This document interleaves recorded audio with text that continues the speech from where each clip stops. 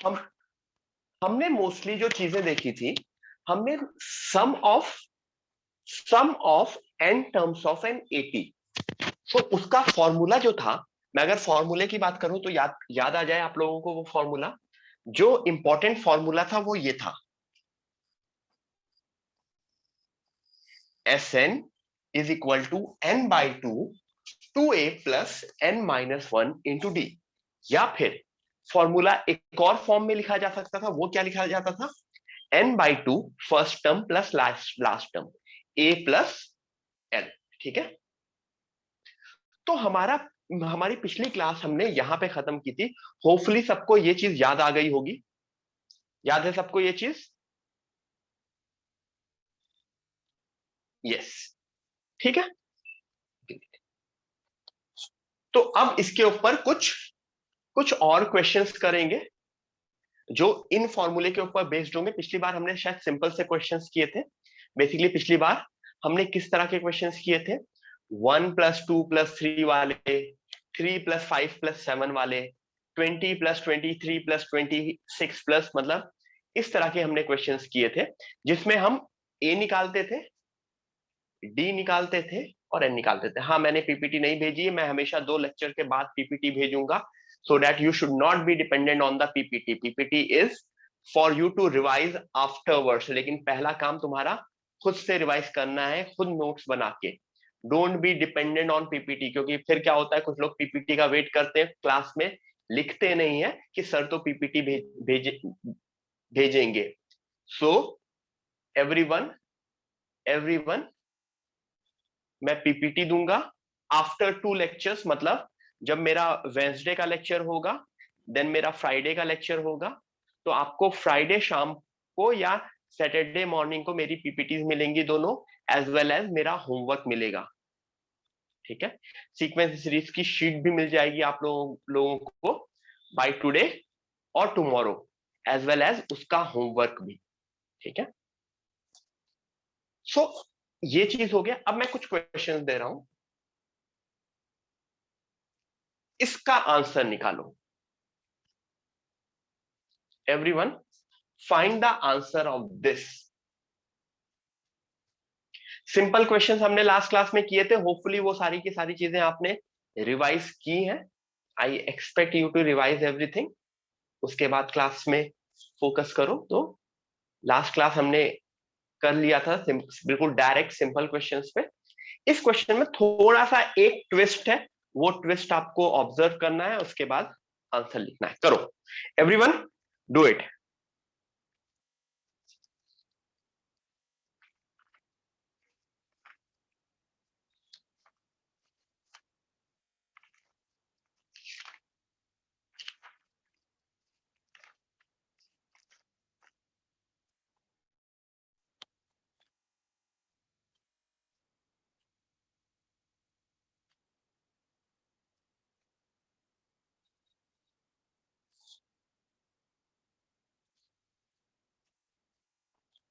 ठीक है, इसका सम निकालना है।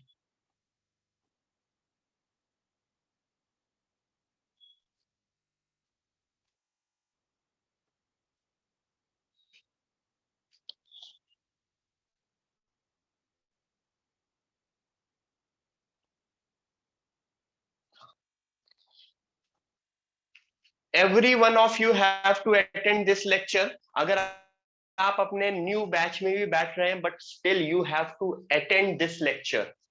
ठीक है, रीजन ये है, ये न्यू टॉपिक है, ऑब्वियसली इसका पिछले किसी भी टॉपिक से रिलेशन नहीं है, तो this will give you an edge over. क्या होता है कि ये समझो कि मैथ्स में आप स्पीड अप में कर रहे हैं, नहीं तो आप कवर अप कैसे करेंगे? आप उन लोगों से कैसे कवर अप करेंगे जो आपसे 2-3 महीने पहले स्टार्ट कर चुके हैं? सो everyone, whether you are sitting in new batch, you have to attend maths lecture for sure. ठीक है, the maths lecture is compulsory for everyone for sequence and series। इसका पिछले किसी भी लेक्चर से कोई रिलेशन नहीं है, लास्ट लेक्चर था and this is the second lecture. Everyone, ये चीज हुई। अब नोटिस करो, अगर मैंने इन दो दो को, ऐसे दो दो को क्लब किया, ये कौन सा फॉर्मूला है? What kind of formula is this everyone? What kind of formula is this? कोई बताएगा?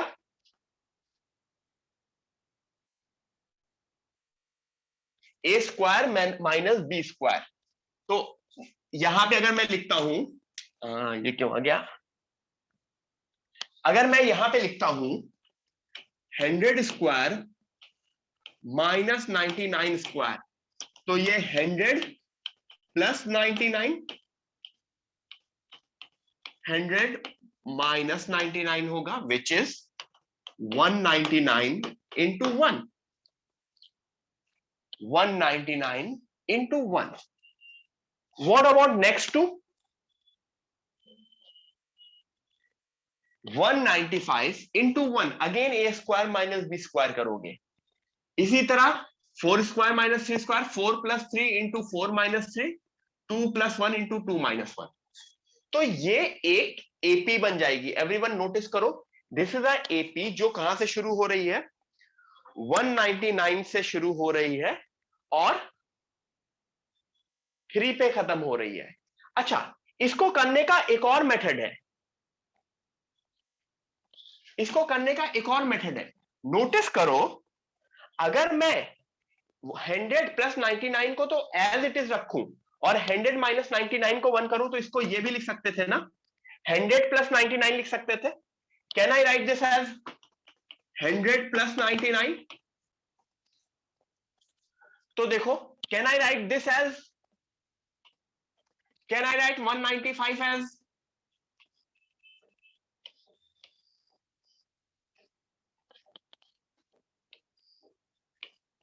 समझ में आ रहा है?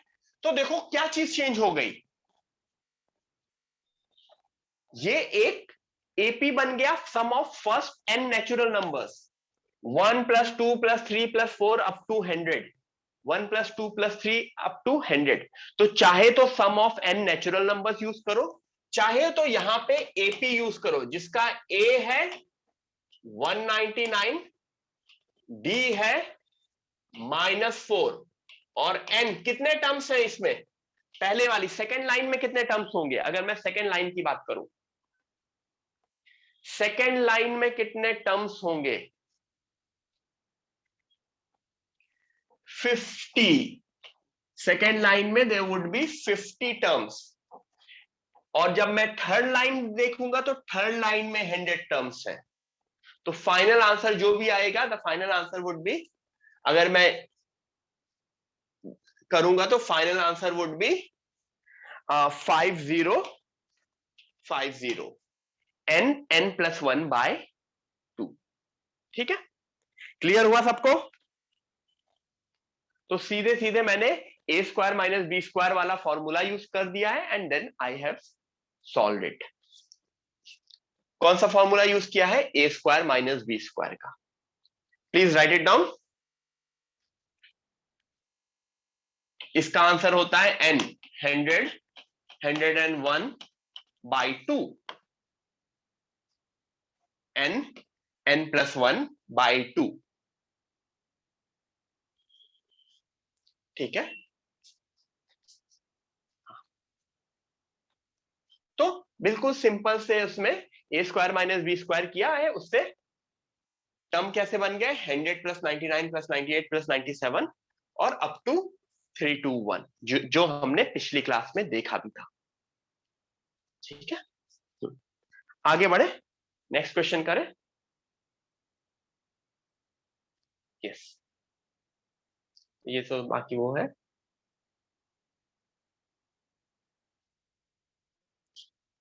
Everyone, find the sum of all numbers between 1 to 100 which are divisible by either 2 or 3। मुझको 1 to 100 में, मुझको बिटवीन 1 to 100, मुझको बिटवीन 1 to 100 वो सारे के सारे सम्स निकालने हैं, नंबर्स का सम निकालना है जो 2 से डिवाइड हो और 3 से डिविजिबल हो।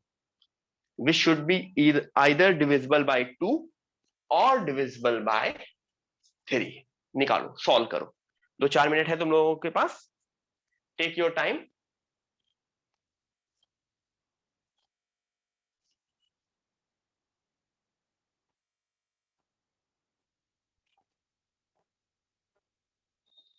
Take your time. बहुत लोग मुझको गलत गलत, बहुत ज्यादा गलत गलत चीजें बोल रहे हैं। वेदांत बेटा थोड़ा सा जल्दी लिखा करो, ये क्वेश्चन सॉल्व करो, इस पे फोकस करो रादर देन लास्ट थिंग।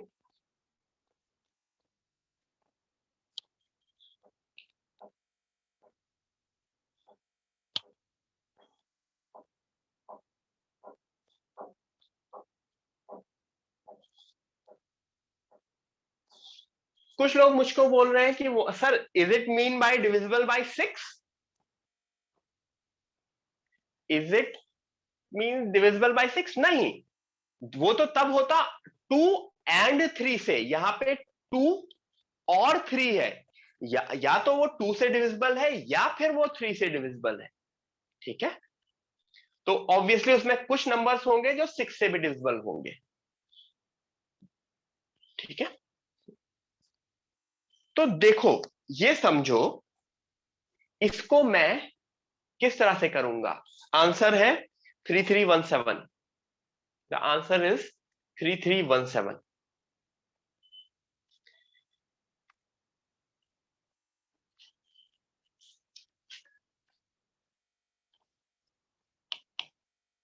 क्या 1 और 100 इंक्लूडेड है? क्या 1 और 100 इंक्लूडेड है? No, it is not included, क्योंकि जब बिटवीन की बात बोली है, सिंपल इंग्लिश, व्हेन आई से between 1 to 100 it means 1 and 100 not included. ठीक है, अब मैं तुमको एक चीज समझाने की कोशिश करता हूं। 2 3 4 5 6,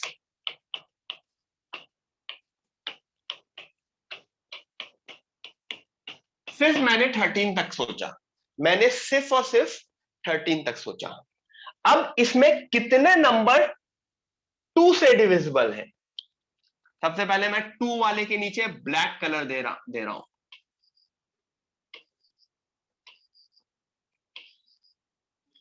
तो 2 से डिविजिबल वाले एक एपी बन रही है, 2 4 6 8 10 12। अब इसमें कितने नंबर 3 से डिविजिबल है? उनके उसके नीचे मैं पर्पल लगा रहा हूं।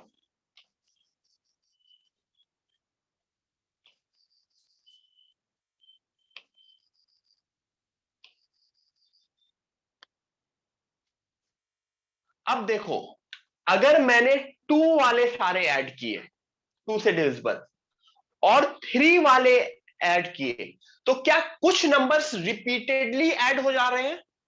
क्या कुछ नंबर्स के नीचे दो दो डैश हो रहे हैं? कौन से?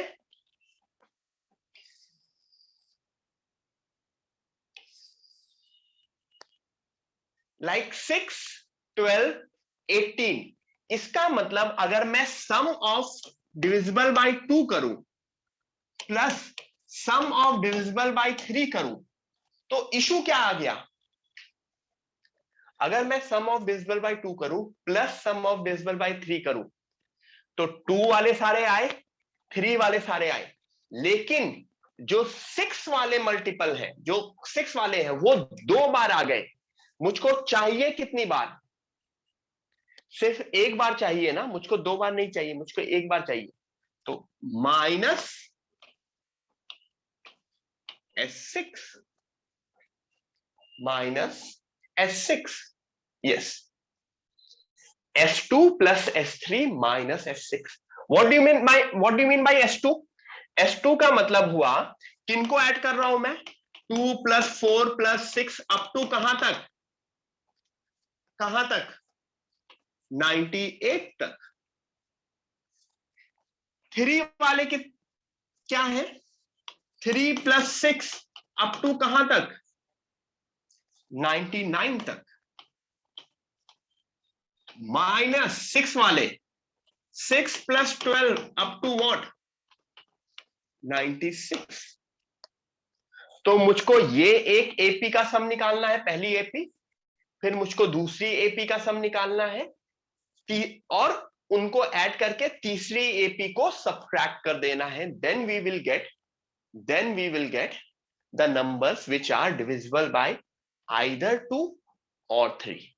ठीक है, प्लीज राइट इट डाउन। हर एक का इंडिविजुअल सम निकालो, मतलब 2 वाली एपी का सम निकालो, 3 वाली एपी का सम निकालो और 6 वाली एपी का सम। कैसे निकलता है? फर्स्ट टर्म पता है, लास्ट टर्म पता है, what I need, what do I need? What do I need? I simply need n number of terms। ठीक है, मैं फिर से रिपीट कर दे रहा हूं पूरा का पूरा। क्वेश्चन दिया था 1 to 100 के बीच, तो ऑब्वियसली ना 1 इंक्लूडेड है ना 100 इंक्लूडेड है, तो मैंने नोटिस कर लिया, सारे नंबर्स लिखे, 2 से डिविजिबल वाले देखे, 3 से डिविजिबल वाले देखे। तो अगर मैं 2 से डिविजिबल प्लस 3 से डिविजिबल करता तो मुझको दिख रहा है कि 6 मेरा 2 बार ऐड हो रहा है, 12 मेरा 2 बार ऐड हो रहा है, ऐसे हर एक 6 से डिविजिबल वाले 2 बार ऐड हो रहे हैं, तो उनको मैं एक बार सब्सट्रैक्ट कर दूंगा। ठीक है, यहां पे शायद 49 टर्म्स आएंगे, 49/2, 2 + 98। यहां पे शायद 33 टर्म्स आएंगे,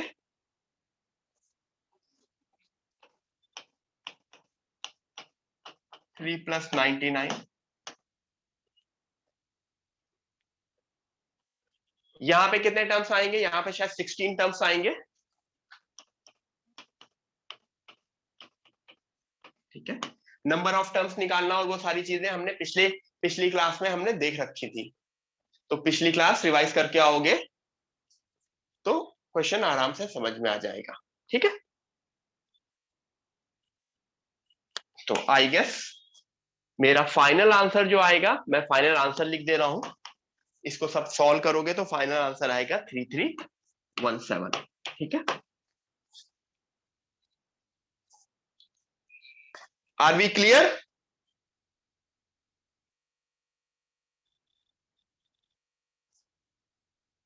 यस, ठीक है।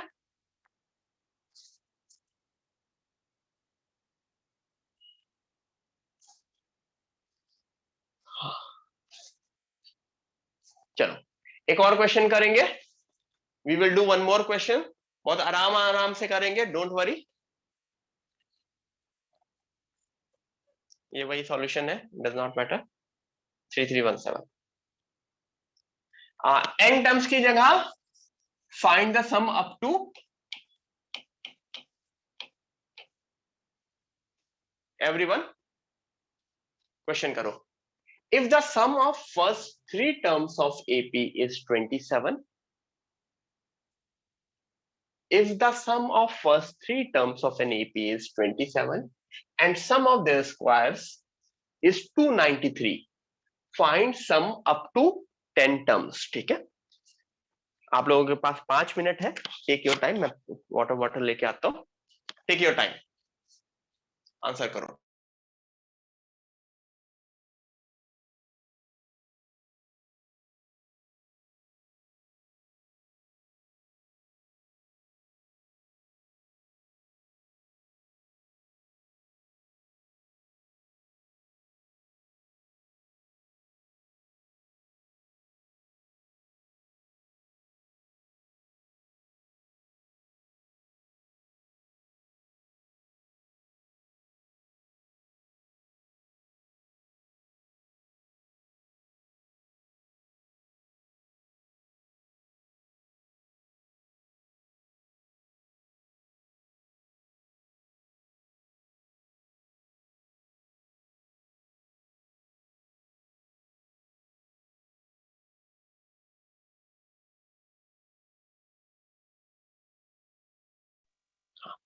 एवरीवन ट्राई कर रहे हो सब लोग?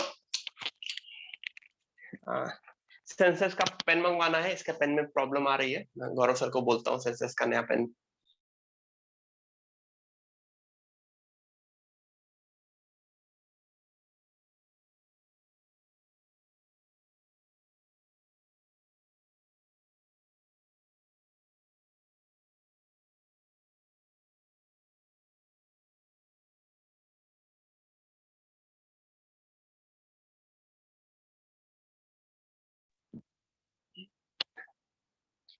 याद करो, जब भी 3 टर्म्स एज्यूम करने होते थे तो क्या करते थे? a plus D plus A plus A minus D. याद आया? ये चीज याद है?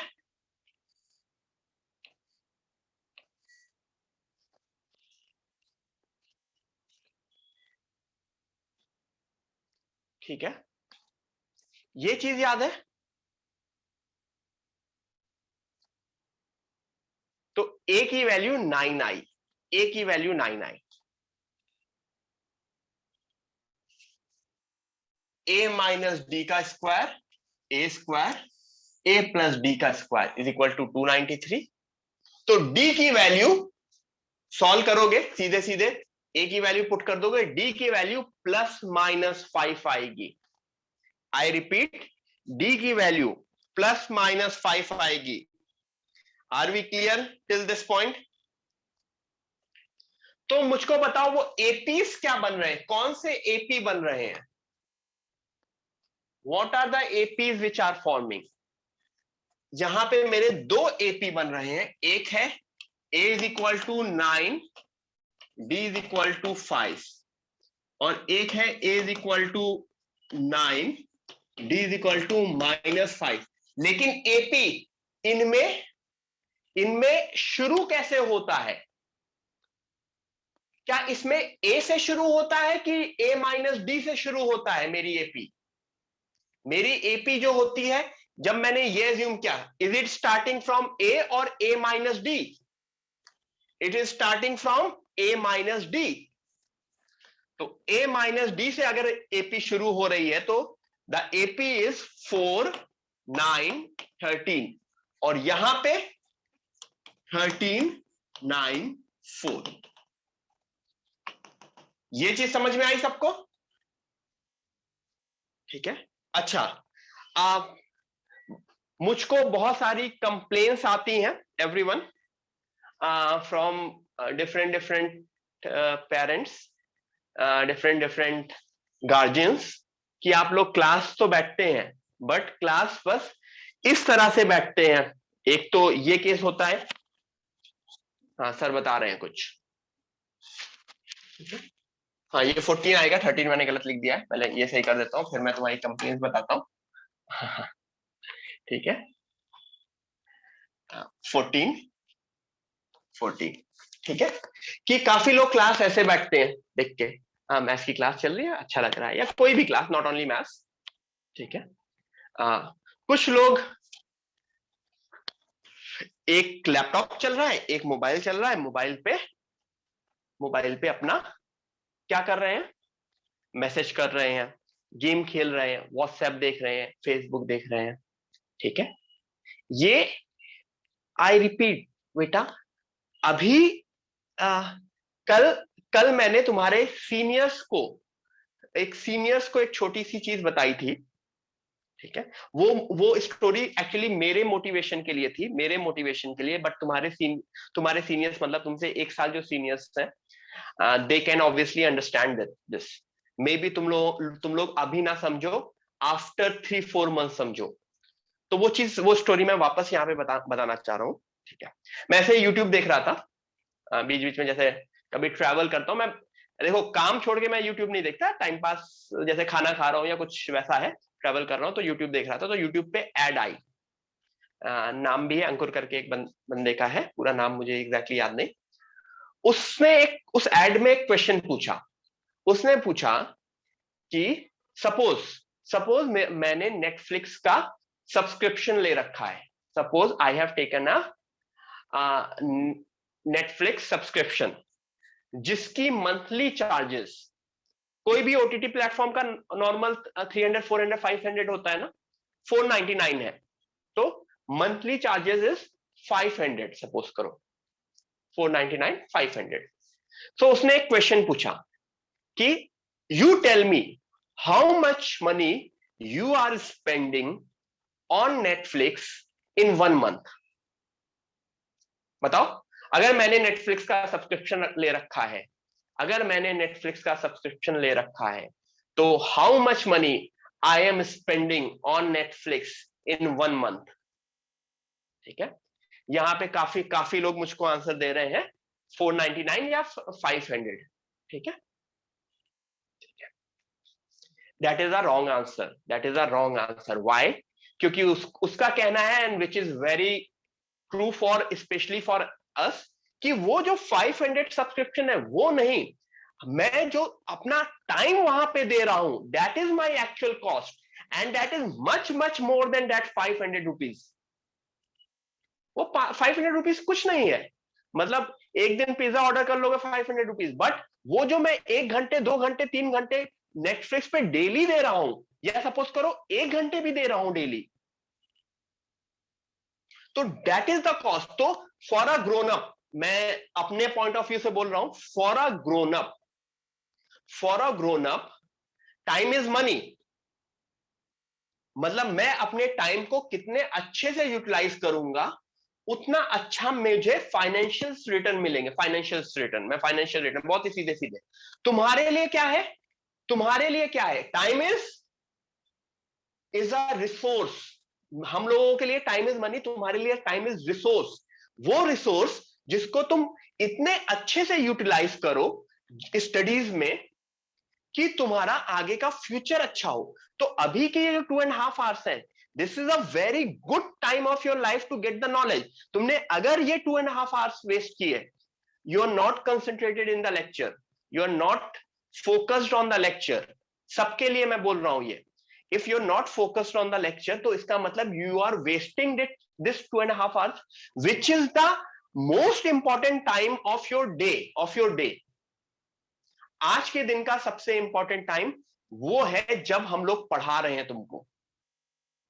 ठीक है, क्यों? क्योंकि वो चीज वापस नहीं आने वाली, वापस नहीं आने वाली। समझ में आया? तो यूटिलाइज दिस टाइम। और तुम लोग जैसे जैसे आगे जाओगे ना, मतलब मैं आईआईटी का भी अपना आईआईटी की स्टोरी बताता हूं। मतलब मेरा एक फ्रेंड था मनीष करके, वो हॉस्टल में, जैसे हम लोग बीच बीच में हॉस्टल में सब लोग रहते थे, वो हॉस्टल में, कभी भी हमने हॉस्टल में पढ़ते हुए उसे नहीं देखा। ठीक है, एक लोग होते हैं ना, कुछ लोग हॉस्टल में बुक लेके पढ़ा करते हैं, हमने कभी भी उसे हॉस्टल में पढ़ते हुए नहीं देखा। बट हमेशा वो टॉप 3 आता था कंप्यूटर साइंस ब्रांच में in IIT, which is a very, मतलब you can not imagine what do you mean by top, coming in the top 3 in IIT batch in computer science. उसका reason हमको after 1 year समझ में आया। पहले साल तो हम लोग मजाक उड़ाते हैं ना, जब 1 साल बाद रिजल्ट आता है तो समझ में आया कि उसने कोई भी लेक्चर नहीं मिस किया। और लेक्चर के टाइम अगर मैं उसके लेक्चर, जैसे जब हमारे प्रोफेसर लेक्चर लेते हैं ना, अगर मैं उसके बगल बैठा हूं, तो लेक्चर के टाइम बिल्कुल टाइम पास नहीं, वो वो लेक्चर पूरे कंसंट्रेशन के साथ देखना। तो अगर तुम अपना लेक्चर पूरे कंसंट्रेशन से साथ देख रहे हो ना, तो तुम्हें वो चीज रिवाइज करने में you will hardly take half an hour और 1 आवर। और अगर तुमने लेक्चर कंसंट्रेशन के साथ नहीं देखा, देन वो 2.5 आवर तुम्हारा वेस्ट हुआ, और उसको वापस पढ़ने में तुम्हारा 2.5 आवर तैयार जाएगा। तो फिर तो पूछ लो, तुम्हारे पास इतना टाइम तो है नहीं। मतलब गॉड ने तुम्हारे लिए 24 की जगह 36 आवर्स तो रखे नहीं है। ठीक है, ठीक है एवरीवन। तो यहां पे हमने ये क्वेश्चन सॉल्व किया। ए माइनस डी पहला टर्म, फिर ए प्लस डी, जिससे ए आया, फिर ये ए माइनस डी का होल स्क्वायर है, ये ए का स्क्वायर है, ये ए प्लस डी का होल स्क्वायर है 293। ये सेम क्वेश्चन हमने लास्ट क्लास में किया था। इस पोर्शन तक हमने लास्ट क्लास में किया था विद डिफरेंट नंबर्स, याद है? तो ऑब्वियसली अगर तुम रिवाइज करके आओगे, तो तुम मुझसे ये नहीं पूछोगे सर डी कैसे आया +-5। ठीक है, मेरे लिए क्वेश्चन यहीं से शुरू होता है। अब मेरा A9 आया, D5 आया, तो मेरा जो सीरीज बनी, वो सीरीज क्या बनी? 4 9 14 या 14 9 4। तो यहां पे SN क्या बना? S10 यहां पे क्या बना बताओ? 10/2 2 into 4 plus n-1 into D. Am I correct? 5 into 45, 8 plus 45। इधर क्या बना? दूसरे साइड क्या बनेगा? क्योंकि काफी लोग मुझको ये वाला आंसर दे देते हैं, ठीक है। इधर क्या बनेगा, S10 वुड बी 10/2, 2 × 14 + 9 × -5। देखो इधर के लिए चीजें चेंज हो रही है। 5, 28 - 45। डिफरेंस समझ में आ रहा है सबको इस क्वेश्चन का? तो इस तरह से मेरे दो आंसर्स निकलेंगे, क्योंकि दो सीरीज बनती हैं and we get two answers, ठीक है। कहीं कुछ गलत लिखा है, सही लिखा है? आई गेस सही लिखा है ना आंसर जो निकलता है? आंसर मैंने निकाला नहीं है, क्योंकि क्वेश्चन में अप टू n टर्म्स था, मैंने अप टू 10 टर्म्स लिखा है। मेरी स्लाइड में अप टू n टर्म्स था, मैंने अप टू 10 टर्म्स देख लिया तुम्हारे इजी के लिए कि तुम यहाँ पे 10 पुट कर सको, ठीक है। शायद यहाँ पे -85 आता है और उधर 265 आता है, करेक्ट। आगे बढ़े। तो एवरीवन, इस सम से हमने क्या सीखा कि time is your resource. Yes, time is your resource, utilize that as efficiently as possible, ठीक है। नीरज, मेरा रैंक था कंप्यूटर साइंस में, मतलब कंप्यूटर साइंस में कि आईआईटी में, आईआईटी के बैच में कि आईआईटी जाने के लिए?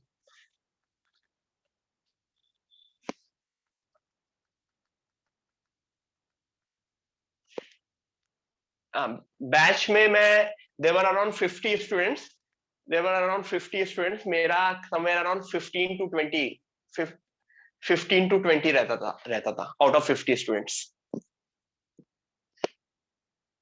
और एडवांस का रैंक था 829, all India rank 829 out of 3 to 4 lakhs,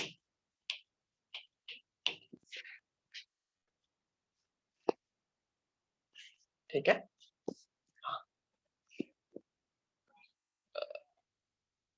How many terms of the sequence this add up to 300? How many terms of the sequence this, शायद एक वैल्यू सर ने गलत लिख दी है, मैं डबल चेक कर दे रहा हूं।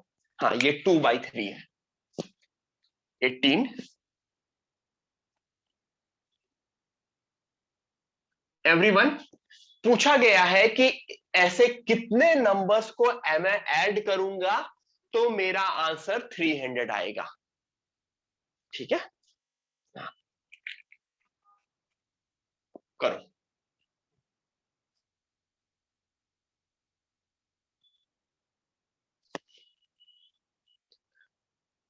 तो बेसिकली क्या हो रहा है, इसमें क्या दे रखा है और क्या पूछा है? इसमें Sn दे रखा है और n पूछा है। इसमें Sn दे रखा है और n पूछा है। इससे पहले क्या हो रहा था, A दे रखा था, D दे रखा था, n दे रखा था, Sn पूछा जा रहा था। इस बार क्या हुआ, A दे रखा है, D तुम निकाल लोगे, Sn दे रखा है, ठीक है।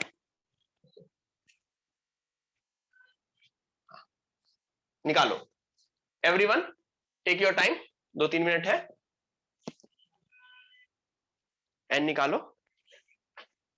अच्छा क्वेश्चन है आज की क्लास का, one of the best question.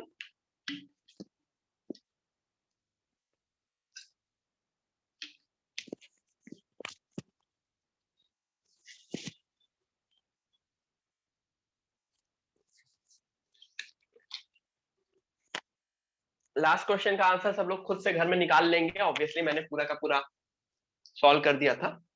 निकालो।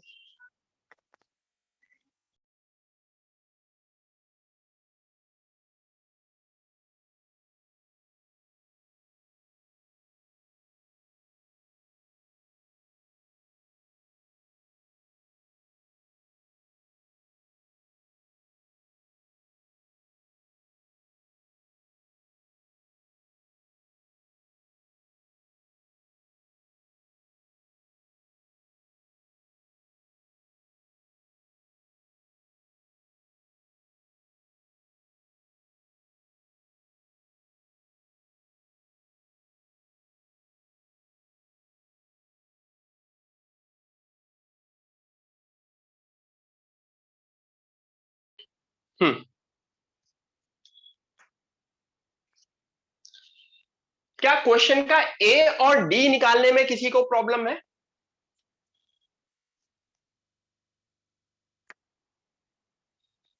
D is -2/3। डी कैसे निकला? डी, ए तो 20 दिख जाता है, डी इज -2/3।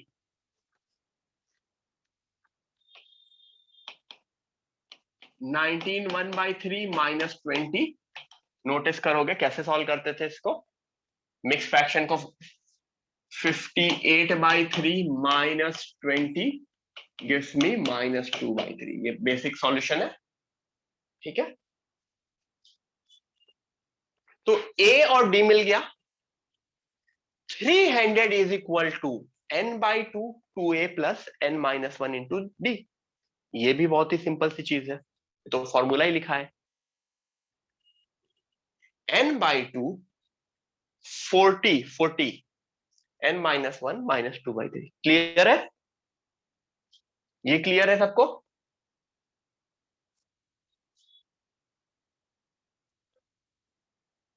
सॉल्व करोगे ऑब्वियसली, n में एक क्वाड्रेटिक बनेगी। The quadratic which we formed in n is n² -6n plus 900। क्या मुझको क्वाड्रेटिक सॉल्व करना आता है? Do we know how to solve quadratic? 61n, 6n नहीं, सॉरी 61 सर ने 2 से 61n। यस, यहां तक समझ में आया। इससे n की दो वैल्यू आती हैं, ऑब्वियसली क्वाड्रेटिक सॉल्व करना तुम लोगों को आना चाहिए। फॉर्मूला मेथड यूज करो, splitting the middle term use करो, कुछ भी करो। n is equal to 25 and 36। I get my answer as n is equal to 25 and 36।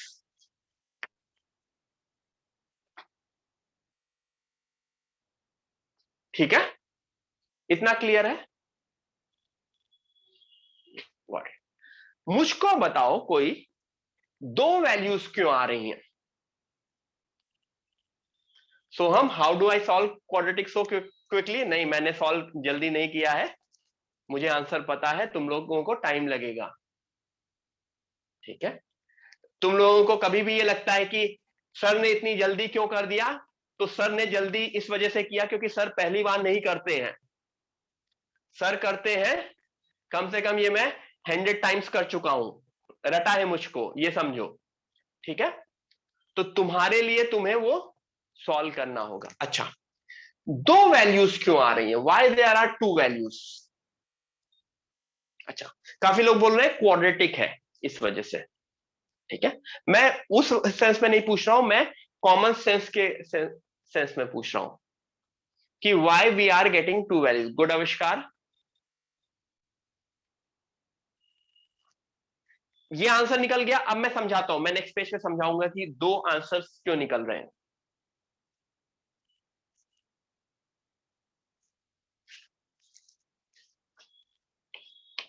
10 plus 8 plus 6 plus 4, इनका एडिशन क्या है? What is the addition of this?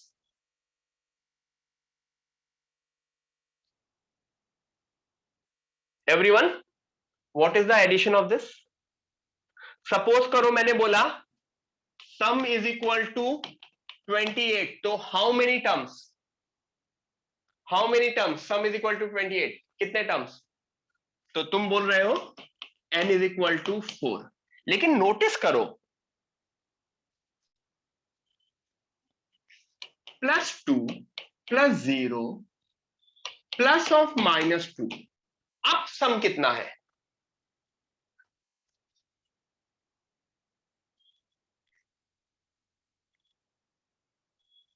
अब सम कितना है?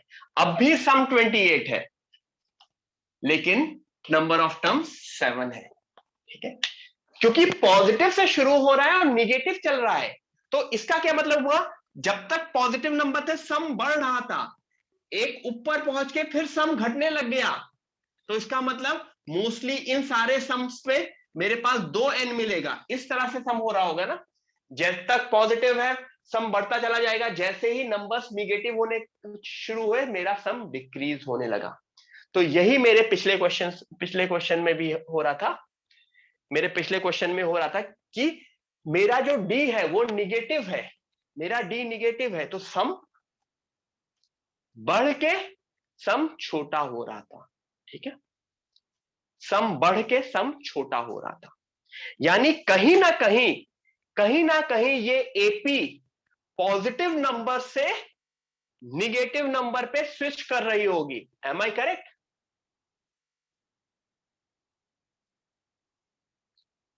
कहीं ना कहीं ये एपी मेरी पॉजिटिव नंबर से निगेटिव नंबर पे स्विच कर रही होगी।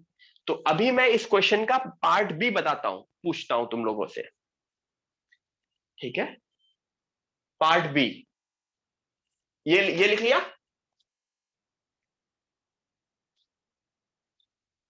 उसी क्वेश्चन का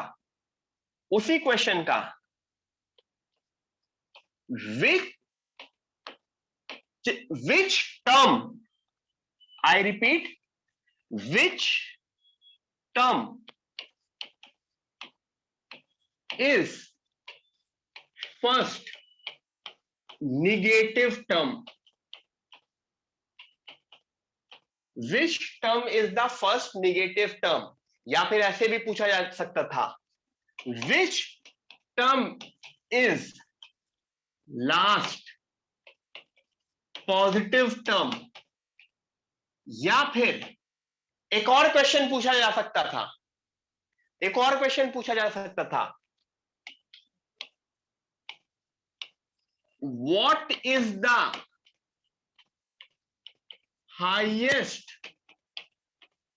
value of sum of this AP? Everyone, तीनों क्वेश्चन को एक ही मेथड से सॉल्व किया जाता है। तुमसे क्या पूछा जा रहा है? पहले उसमें फर्स्ट निगेटिव टर्म पूछा गया, या उसमें लास्ट पॉजिटिव, या highest value of the sum, highest value of the sum. तो सबसे पहले तुमको ये पता लगाना है कि वो कौन से टर्म्स पे it is converting from positive to negative, कौन से टर्म्स पे। तो अगर ये पॉजिटिव से निगेटिव कन्वर्ट हो रहा है तो मैं टर्म की वैल्यू क्या एज्यूम करूंगा? If it is converting from positive to negative, तो टर्म की वैल्यू मैं 0 एज्यूम करूंगा। लेट माई टीएन बी 0, क्योंकि मुझे tn is equal to 0 is equal to tn is equal to 0 is equal to a plus n minus 1d। तो 0 is equal to 20 plus n minus 1d क्या है? -2/3।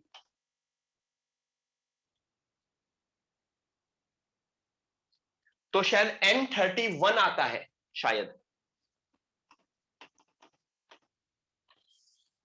तो n31 आता है, तो इसका मतलब 31st टर्म क्या है? My 31st term is 0। तो which term is the first negative term? कौन सा term number first negative term होगा? 32nd। Which term would be the last positive term? 30th। और what is the highest value of sum of AP? तो इसका मतलब मुझे उस particular उसका S31 या फिर S30 निकालना है, दोनों वैल्यू सेम होगी। ठीक है, S31 या S30 निकालना होगा। क्यों? क्योंकि हमेशा मुझे सिर्फ पॉजिटिव वैल्यूज को ऐड करूंगा, सिर्फ पॉजिटिव वैल्यूज को ऐड करूंगा मैं। ठीक है,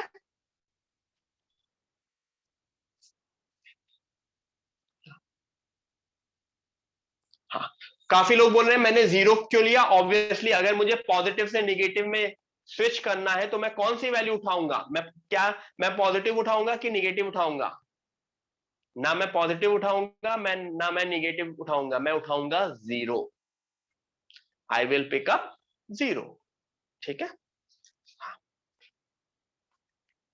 अभी इसके ऊपर एक और छोटा सा एग्जांपल फिर से देख लेंगे तो तुम्हें क्लैरिटी आ जाएगी।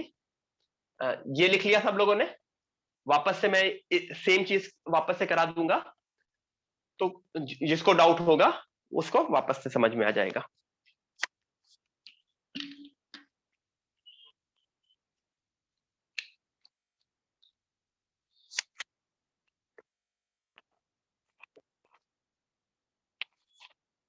मैं ये रफ कर रहा हूं।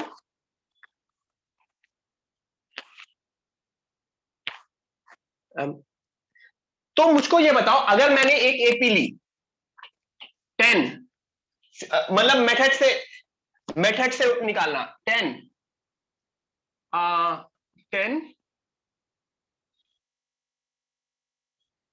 7 4 मेथड से निकालना। मुझको बताओ इसमें कौन सा टर्म, अगर अगर मुझे ये देखना है कि इसमें से कौन सा टर्म लास्ट पॉजिटिव होगा या कौन सा टर्म फर्स्ट निगेटिव होगा, तो भी मेथड वही करेंगे। क्या करेंगे? 0 is equal to 10 plus n minus 1 into -3। Notice करना अभी कैसे होगा। तो इसको इधर 3n minus 1 is equal to 10, n minus 1 is equal to 3.333, तो n इज इक्वल टू 4.3333।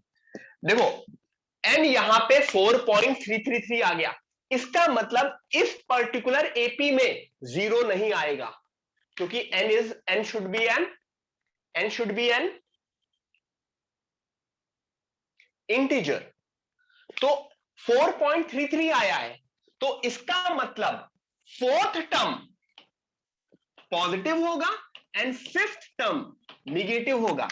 4.33 बोल रहा है ना, तो इसका मतलब fourth term positive and fifth term negative. समझ में आ रहा है ना? मैं जंप कर रहा हूं, मैं फोर्थ में पॉजिटिव हूं, मैं 4.33 पे 0 आता, लेकिन 4.33 तो एग्जिस्ट ही नहीं करता, तो मैं पॉजिटिव से निगेटिव जंप कर रहा हूं। ये समझ में आया? और अगर मैक्सिमम सम निकालना होता तो मैं S4 निकालता सीधे सीधे। आई S4 क्यों? क्योंकि S4 मतलब यहां तक सारे पॉजिटिव टर्म्स हैं, उसके बाद निगेटिव टर्म शुरू हो जा रहे हैं, तो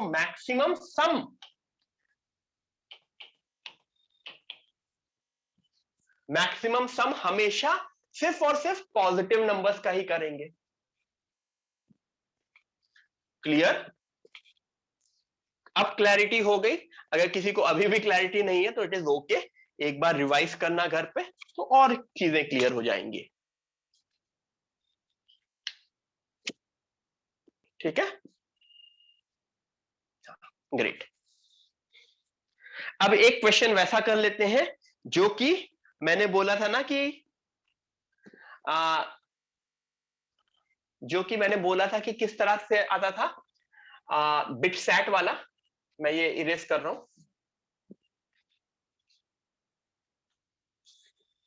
ठीक है, ये तो पिछला वाला ही क्वेश्चन है। Pocket money of a student is 10 rupees for the first 5 days. It increases by 2 rupees every day. After that, यहां पे after that लिख लो, यहां पे after that लिख लो। तो पूछा है after how many days will the student accumulate 5,872 rupees?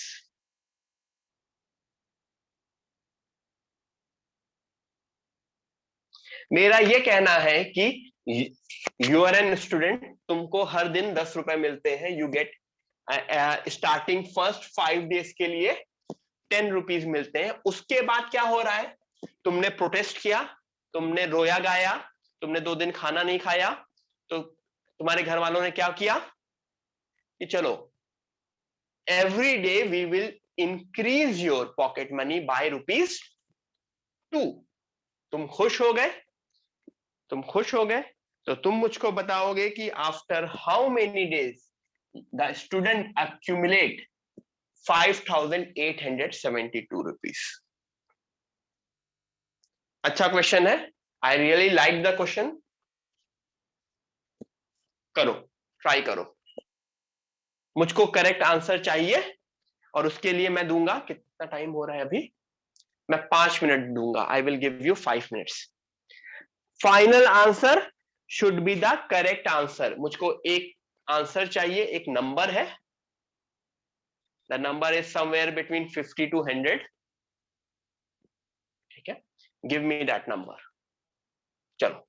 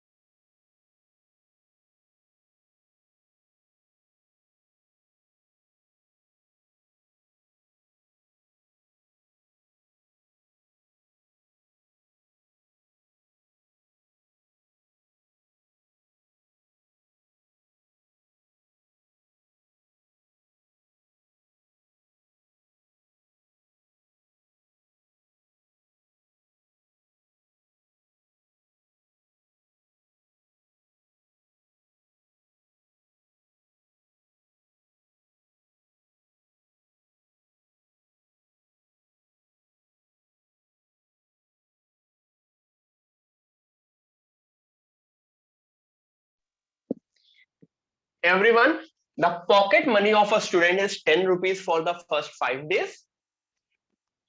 It increases by ₹2 every day after that. पहले 5 दिन उसको 10-10 रुपए मिले, उसके बाद वो इंक्रीज करना शुरू हुआ बाय ₹2 आफ्टर एवरी डे। ठीक है, after 5 days।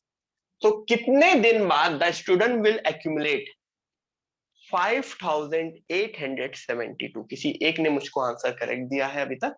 Late me check who's the okay, good Vimy।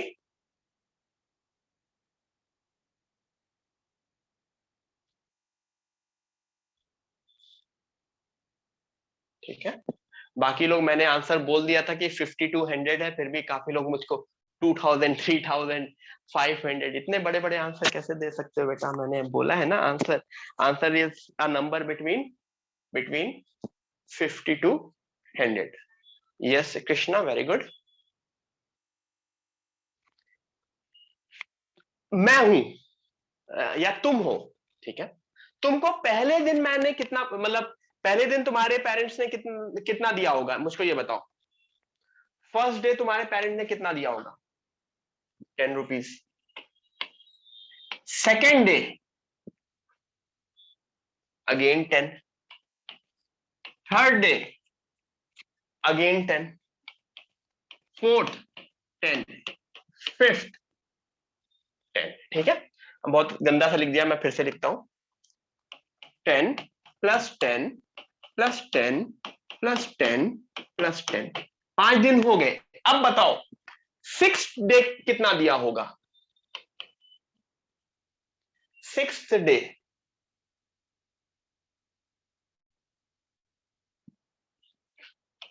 12। 7th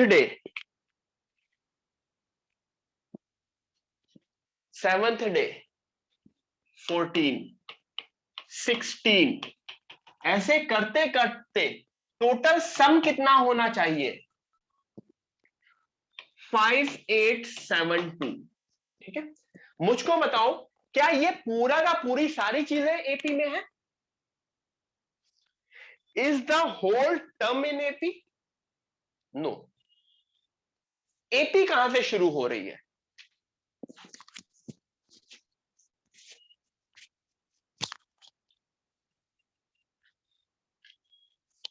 AP शुरू हो रही है, या तो कुछ लोग 12, 14, 16 से मान सकते हैं, या कुछ लोग 10 से भी मान सकते हैं, 10, 12। पहले 4 डेज, पहले 4 डेज तक तो कोई इंक्रीज नहीं है। From 5th day onwards increase हुआ, from 5th day onwards increase हुआ। 10 प्लस 10 प्लस 10 प्लस 10, 10, 12, 14, 16, कितने दिन तक? Let's assume n days, let's assume n days. तो तुमको ये समझ में आता है कि 10 plus 12 plus 14 up to should be 5, 8, 7, 2 minus 40। सबको ये समझ में आता है? इतना लिखो।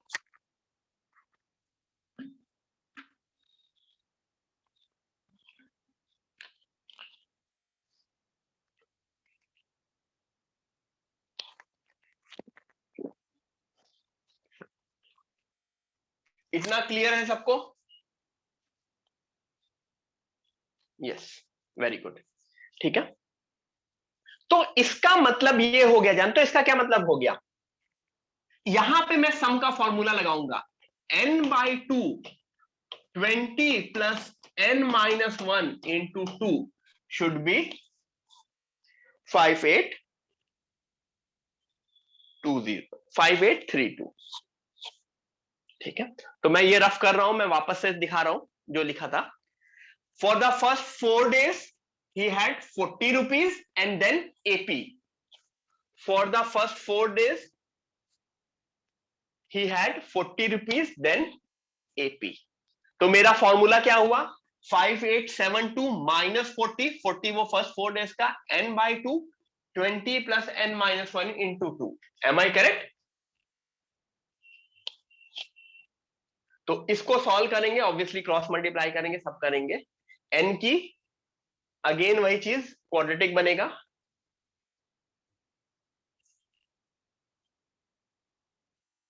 ठीक है, किसी कोई फर्स्ट 5 डेज लेके करेगा तब भी हो जाएगा, कोई 6 डे से एपी करेगा उससे भी हो जाएगा, कोई 12 से स्टार्ट करेगा उसका भी आंसर सेम आएगा। क्यों? क्योंकि जब तुम निकालोगे तो ये जो आंसर अभी n निकल रहा है, ये सॉल्व करोगे तो n 72 माइनस 81, निगेटिव तो हो ही नहीं सकता, n 72 है, तो क्या 72 is the answer? 72 is the answer? नहीं, क्योंकि वो पहले 4 डेज भी तो है ना, 72 प्लस 4, तो आंसर इज 76। Answer is 76। कुछ लोगों ने 12 प्लस 14 वाला बनाया होगा, उनसे n 71 आ रहा होगा, तो फाइनल आंसर वुड बी 70, उनका 71 प्लस 5 वुड बी 76। ठीक है, in the end, in the end मुझको ये चीज फोकस करनी होती है और इस तरह से करना होता है। ठीक है, क्लियर हुआ बच्चों? थोड़ा सा जल्दी लिखा करो, मतलब ये पूरा तुमको लिखने की जरूरत नहीं है, you have to solve this the moment. इसके बाद तुम्हें सॉल्व करना, इसके बाद मुझे नहीं सॉल्व करना है। ये चीज कॉपी पेस्ट नहीं करनी होती है कि ये steps you don't have to copy paste. The moment I wrote this thing, उसके बाद तो इट्स ऑलवेज कैलकुलेशन। तो n की वैल्यू 72 आई, 72 में मैंने क्या कर दिया? I added 4। ठीक है, क्वाड्रेटिक सॉल्व करना आना चाहिए सबको, स्क्वायर रूट लेना आना चाहिए, सारी चीजें, परफेक्ट स्क्वायर बनाना, परफेक्ट स्क्वायर रूट लेना, फैक्टराइजेशन, प्राइम फैक्टर्स और वो सारी चीजें, ठीक है, आनी चाहिए। कुछ लोग बोल रहे हैं how to find square root of 23409। बच्चों गूगल करो, क्योंकि ये 10th में बताया जाता था कि किस तरह से स्क्वायर रूट निकाला जाता है बड़े नंबर का। इस तरह से दो दो के पेयर में बनता था, 2 3 ये पेयर करके फिर इधर से करके सर्च करो। ठीक है, वो चीज मैं नहीं बता रहा हूं क्योंकि देयर इज नो पॉइंट। ठीक है भावेश बेटा, हाउ -81 कम? बेटा जब तुम सॉल्व करोगे क्वाड्रेटिक तो दो आंसर आएंगे। अब वो मैं क्वाड्रेटिक नहीं सॉल्व करके दिखा रहा हूं। ठीक है, हाँ। +4 क्यों किया मैंने +4 क्यों किया? क्योंकि पहले 4 दिन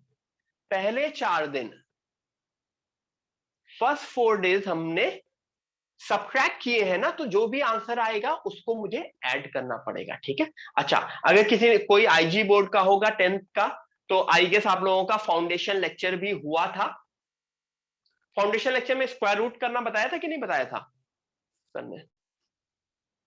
स्क्वायर रूट निकालना या ऐसा नहीं बताया? ओके ठीक है, ठीक है कोई नहीं, बाकी सारी चीजें कराई थी। स्क्वायर रूट एक बार सर्च कर लेना, गूगल पे सर्च कर लेना, समझ में आ जाएगा। कोई ऐसी डिफिकल्ट चीज नहीं है, तुम लोग इतना अच्छी अच्छी चीजें पढ़ चुके हो, तो वो एक छोटी सी चीज।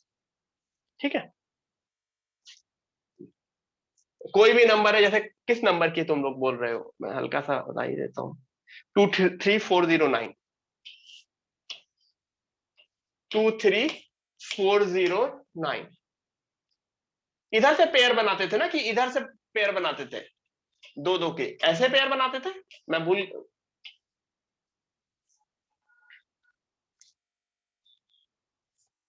09 से शुरू करते थे कि 23 से करते थे? फिर 11112134, तो 26 25 4 4 4 4 4 16 का 1 गया, नहीं 5 125 125 9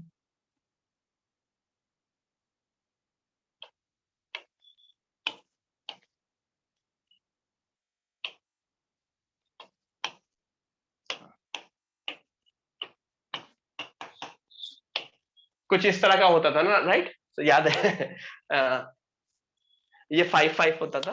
ठीक है एवरीवन, मतलब ऑब्वियसली थोड़ा सा कॉम्प्लिकेटेड मेथड है निकालना, लेकिन एक बार थोड़ा सा गूगल करोगे तो जिनको नहीं पता होगा उनको वो मेथड याद आ जाएगा।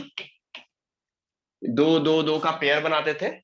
ठीक है, हाँ ठीक है, सीधे सीधे square root search for square root, कैसे भी निकालो। तुम्हें कोई और मेथड पता है तो I am okay. Mostly question में परफेक्ट स्क्वायर ज्यादा, जब भी इस तरह के क्वेश्चंस आएंगे ना, तो 23409 इसको सबसे पहले फैक्टर्स करना शुरू करो। फैक्टर्स करना शुरू करो, जैसे आई गेस 3 से फैक्टर होता हुआ मुझे दिख रहा है, 7 14 3 6 14 26 29, नहीं 3 से नहीं हो रहा है क्या? 3 से हो रहा है कि नहीं हो रहा है?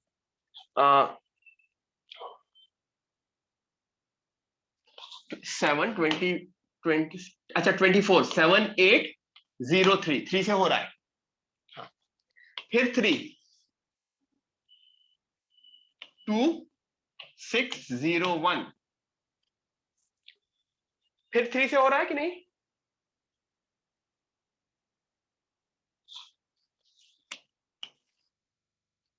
आ, 8 6 7, फिर 3 से 2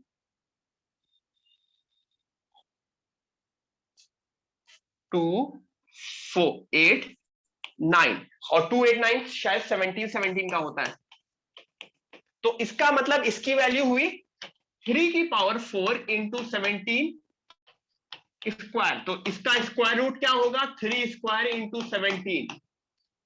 ठीक है, तो इस तरह से प्राइम फैक्टर्स बना के, everyone what we do, we do prime factors and उसके बाद उसका स्क्वायर रूट ले लेते हैं। मतलब पावर 4 है तो स्क्वायर रूट में पावर 2, पावर 2 है तो स्क्वायर रूट में पावर 1, क्यूब रूट निकल सकता है, प्राइम फैक्टर्स। तो मोस्टली जब एग्जाम में क्वेश्चंस आएंगे तो तुम्हारे ये वैल्यूज कुछ ऐसी आएंगी जो कि इजिली सॉल्वेबल है। ठीक है, आगे बढ़े, बहुत हो गया ये सारी चीजें, तो ये हो गया, तो आंसर आया, आंसर 76 आ गया था। If the sum of first two n terms of an AP 258 is equal to sum of n terms of 57 59 वाली AP, find n। करो everyone, if the sum of first two n terms of an AP 258 is equal to sum of n terms of another AP 5 57 59 dot dot dot, find n। n निकालो।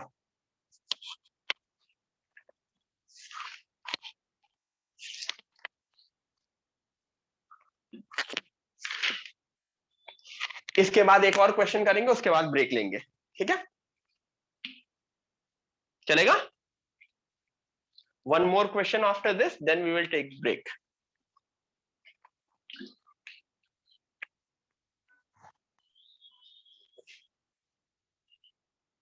फिर मैं green tea पीऊंगा।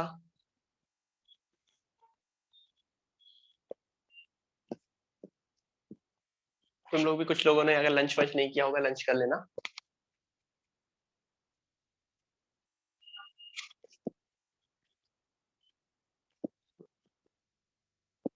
ठीक है, खाना हो गया तो थोड़ा सा रिलैक्स कर लेना। सम ऑफ फर्स्ट, हाँ मैंने लंच कर लिया, थैंक्स प्रॉफर।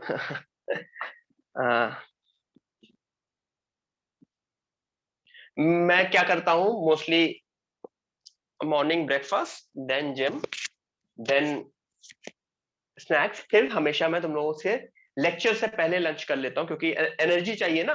मतलब जितनी सोचो, ये सोचो जितना तुम्हें बैठे बैठे चाहिए, मुझे कितनी बोलने में, और believe me guys, online online lecture लेने में ज्यादा मेहनत लगती है। ऑफलाइन लेक्चर लेने में ज्यादा मजा आता है, ज्यादा इजी होता है। ऑनलाइन लेक्चर लेना इज मच मोर डिफिकल्ट। तो इवन वी आर वेटिंग कि कब तुम लोग ऑफलाइन में मिलो हम लोगों के सामने। उससे क्या होगा कि एक तो मैं देखूंगा भी तुम लोगों को,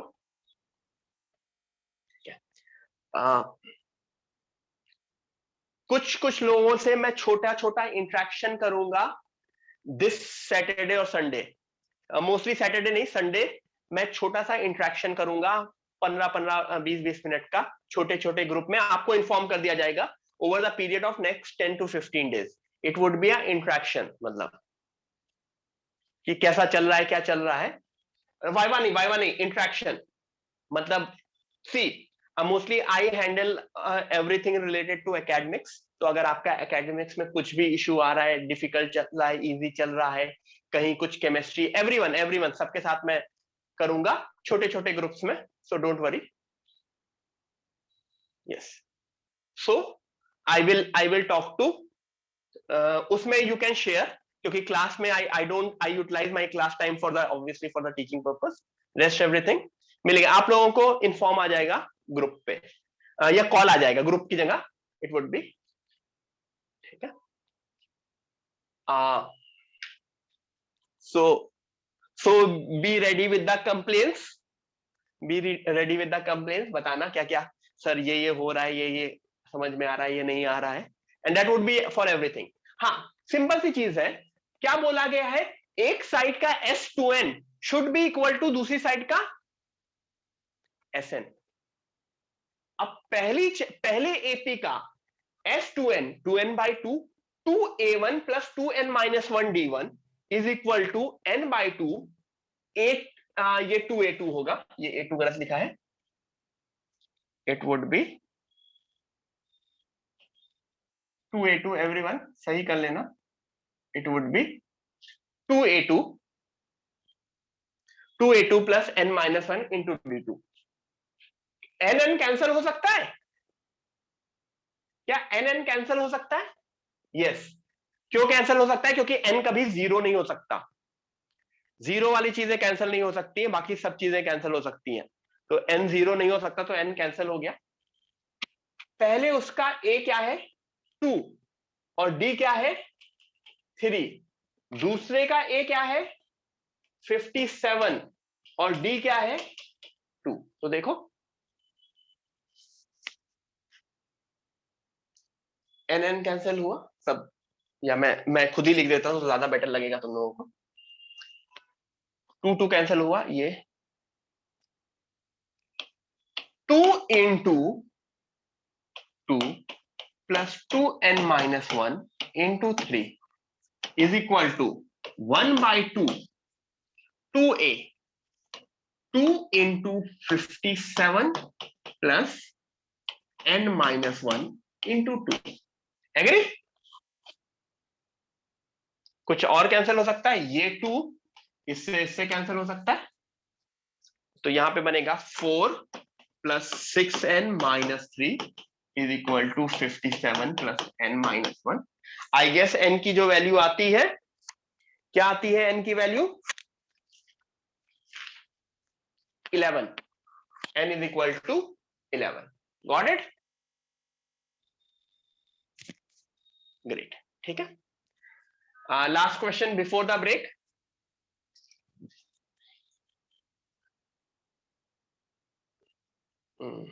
n इज इक्वल टू 11। ये होमवर्क क्वेश्चन है, this is a very good level homework question, ठीक है, लैंग्वेज प्रॉब्लम, ठीक है। बेसिकली अगर मैं बोलूंगा I can say this is a advance level problem, I can say it, ठीक है। तो स्पेशली जो एडवांस के लिए एम कर रहे हैं उनको ये क्वेश्चन जरूर से ट्राई करना है, ठीक है।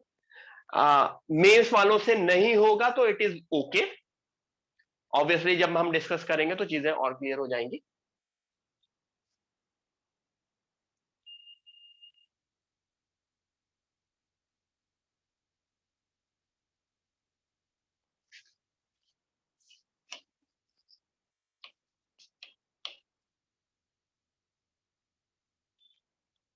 क्वेश्चन समझो,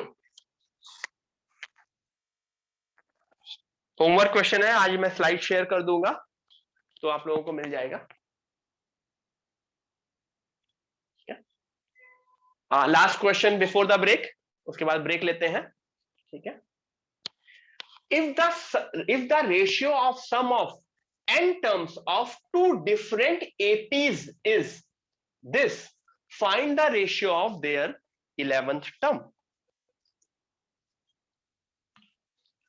एवरीवन सोचो, and the good thing is बिल्कुल सिंपल सा क्वेश्चन है और एग्जाम में आया हुआ क्वेश्चन है, इट इज अ एग्जाम का क्वेश्चन, ठीक है। बहुत बार आता है, तुम्हारे जेई मेन में भी आ चुका है, तुम्हारे सीईटी में भी आ चुका है।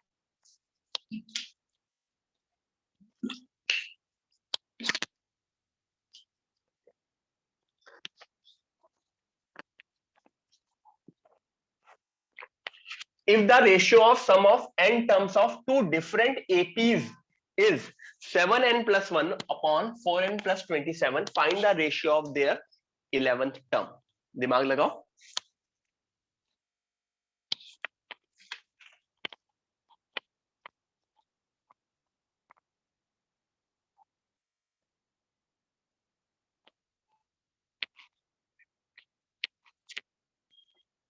लगाओ, 2 मिनट लगाओ, फिर मैं बताता हूं।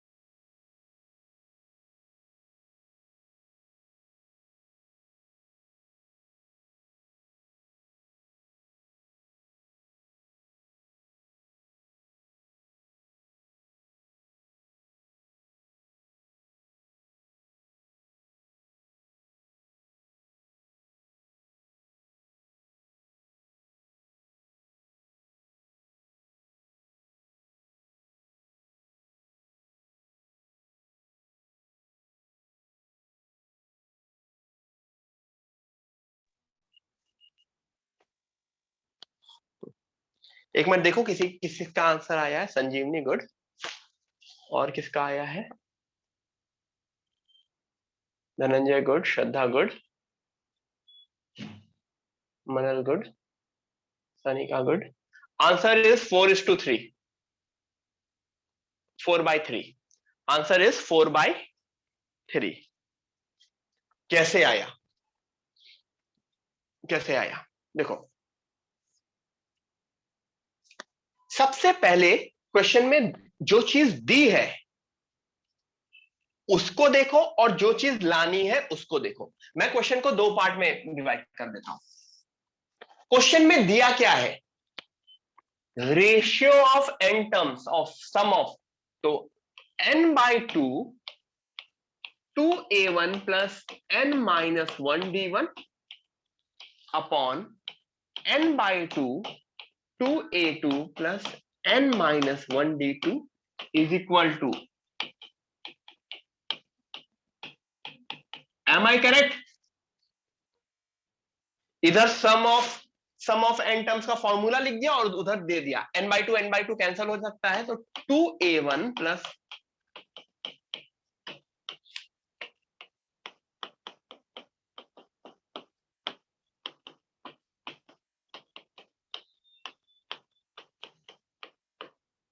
M I correct? ये चीज क्वेश्चन में दे रखी है। यहां तक सब लोग ले आए थे कि नहीं? जो क्वेश्चन में दे रखा है यहां तक सब लोग लाए थे। डिफरेंट एपीज है तो उनका A1 D1 and A2 D2 अलग होगा। सेम ए और डी नहीं रहेंगे। एक एपी का A1 D1 है और एक एपी का A2 D2 है। दूसरी साइड आ जाते हैं। निकालना क्या है? Ratio of their 11th term. मतलब पहले का 11th टर्म क्या होगा? A1 प्लस 11th टर्म क्या होगा?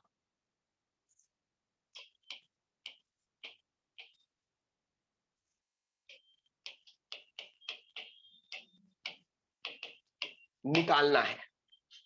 ठीक है? A1 प्लस 10d1 और A2 प्लस 10d2 निकालना है। Great, great. ठीक है? मतलब मेरा काम है इसको यूज करके वो निकालना है, इसको यूज करके वो निकालना है। मतलब मेरा यहां से मुझको वहां पहुंचना है। तो मेरा ये पोर्शन अगर मुझे वहां पहुंचना है तो देखो डिफरेंस क्या है। यहां पे A1 2A2 है, वहां पे क्या है? A1 A2। तो क्या ये 2A1 2A2 A1 A2 बन सकते हैं? कैसे? कैसे बनेंगे? अगर मैं ऊपर नीचे 2 से डिवाइड कर दूं तो क्या ये A1 plus n-1/2 d1 upon A2 plus n-1/2 d2 is equal to 7n+1। ये बनेगा। 2 से मैंने डिवाइड कर दिया और मैंने कुछ नहीं किया। नोटिस करो इसमें और उसमें, अब नीचे वाले और ऊपर वाले में क्या डिफरेंस है?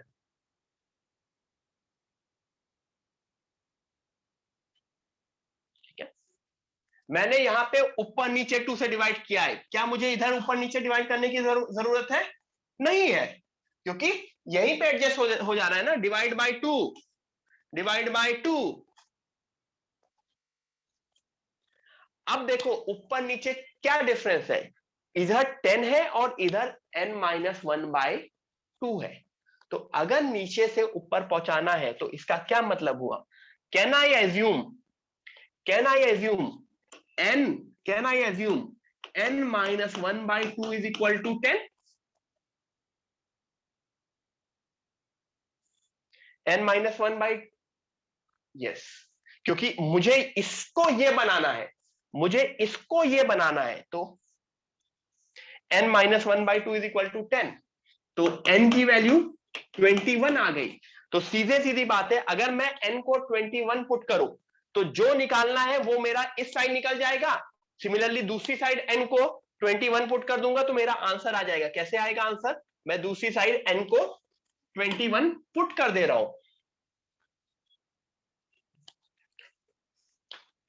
7 into 21 plus 1 upon 4 into 21 plus 27। तो शायद जब पुट करोगे तो 148 upon triple 11, 148 upon triple 11 which is 4/3। ठीक है, this is the way to do it. अगर आपने कुछ भी और वे किया है तो वो गलत है। This is the way to do it. क्या किया मैंने? सबसे पहले दोनों के सम का रेशियो निकाला, दोनों के सम का रेशियो निकाला, फिर उस रेशियो में n/2 कैंसिल किया, फिर 2 से डिवाइड किया, 2 से डिवाइड किया,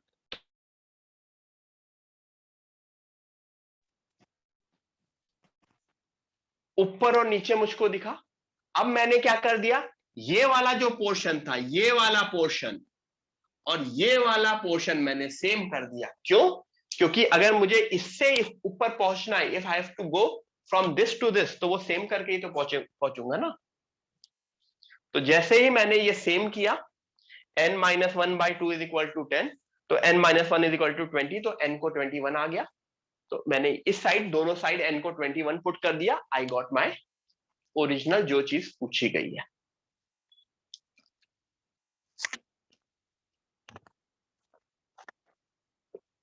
एवरीवन, आर वी क्लियर?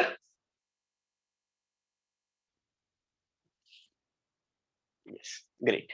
ठीक है, चलो ब्रेक लेते हैं, 3:15 पे मिलेंगे।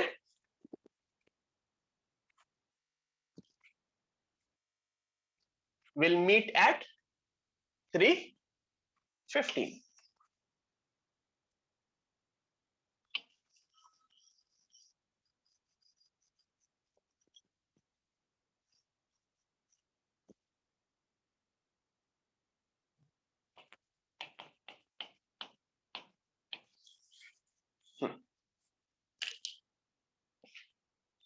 ठीक है, रिकॉर्डिंग पॉज कर दे रहा हूं, याद दिला।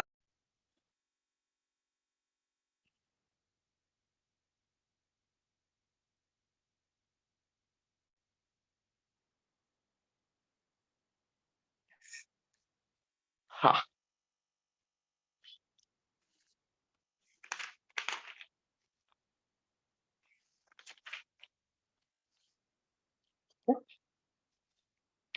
वापस आते हैं।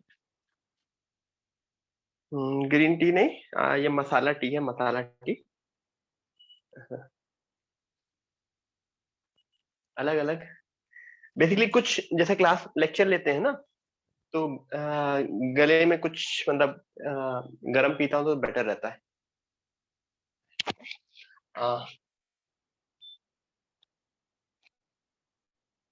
बच्चों वाला क्वेश्चन होमवर्क में कर लेना। If the third term of an AP is 7 and 7 term is 2 more than the 3 times its third term, find the sum to first 20 terms। ठीक है, होमवर्क में कर लेना एवरीवन, मैं शीट शेयर कर दूंगा, सॉल्यूशन भी रहता है। Again homework question, language question, good level question. ठीक है, होमवर्क क्वेश्चन।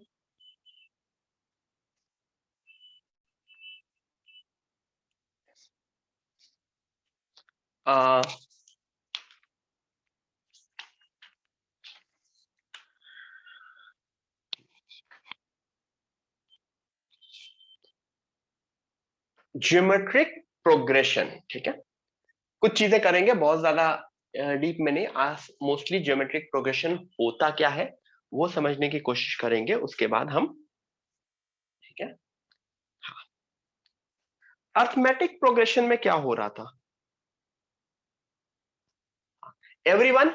इस संडे जो तुम्हारा वैट है वो पूरा का पूरा अर्थमेटिक प्रोग्रेशन तक आएगा, एपी तक। अभी तक जो मैंने किया वहां तक आएगा। ठीक है,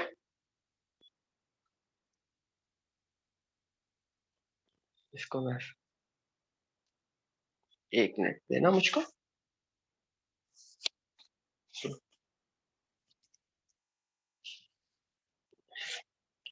ठीक है, क्लियर एवरीवन?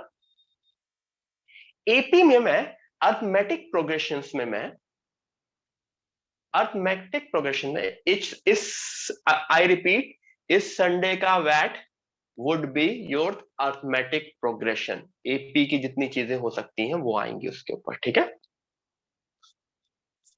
कुछ चीजें नहीं भी आ सकती हैं जो मैंने पढ़ाया नहीं हो। सी मतलब ऑब्वियसली जो मैंने पढ़ाया होगा उसके ऊपर बेस्ड होगी, तुम्हें अपना दिमाग यूज करना होगा, ऐसा भी हो सकता है, ठीक है? So be very mentally prepared. और काफी बार ऐसा मैंने देखा है लोगों के साथ होता है कि पेपर कभी बहुत डिफिकल्ट आ जाता है तो दे गेट ब्लैंक। 3 पार्ट होता है ना पेपर में, फिजिक्स केमिस्ट्री मैथ्स या फिजिक्स केमिस्ट्री बायो। तो एक पार्ट की डिफिकल्टी, अच्छा या बुरा, should not effect your other part. नहीं तो काफी लोग बोलते हैं सर मैंने पहला मैथ्स अटेम्प्ट किया, मैथ्स बहुत डिफिकल्ट था, उसके मैं कुछ नहीं कर पाया, मैं डिप्रेस हो गया, मैं उसके बाद मैंने फिजिक्स और केमिस्ट्री तो किया ही नहीं, या वाइस वर्सा, ठीक है? तो मेरा बस इतना बोलना है, आई रिपीट, मेरा इतना बोलना है कि एक पार्ट की एक पार्ट की डिफिकल्टी या easiness should not effect your other part. क्यों? क्योंकि हर एक इंडिविजुअली बना रहा है। मैं मैथ्स का पेपर बनाते वक्त जनरली, मतलब एग्जाम में जब होता है ना, तो जो मैथ्स के टीचर बना रहे हैं, क्या वो फिजिक्स वाले सर को कॉल करके पूछते हैं सर आप डिफिकल्ट दे रहे हैं इजी दे रहे हैं? ऐसा करते होंगे? और तुम्हारे एग्जाम का पेपर कैसे बनता है पता है? कोई आइडिया है?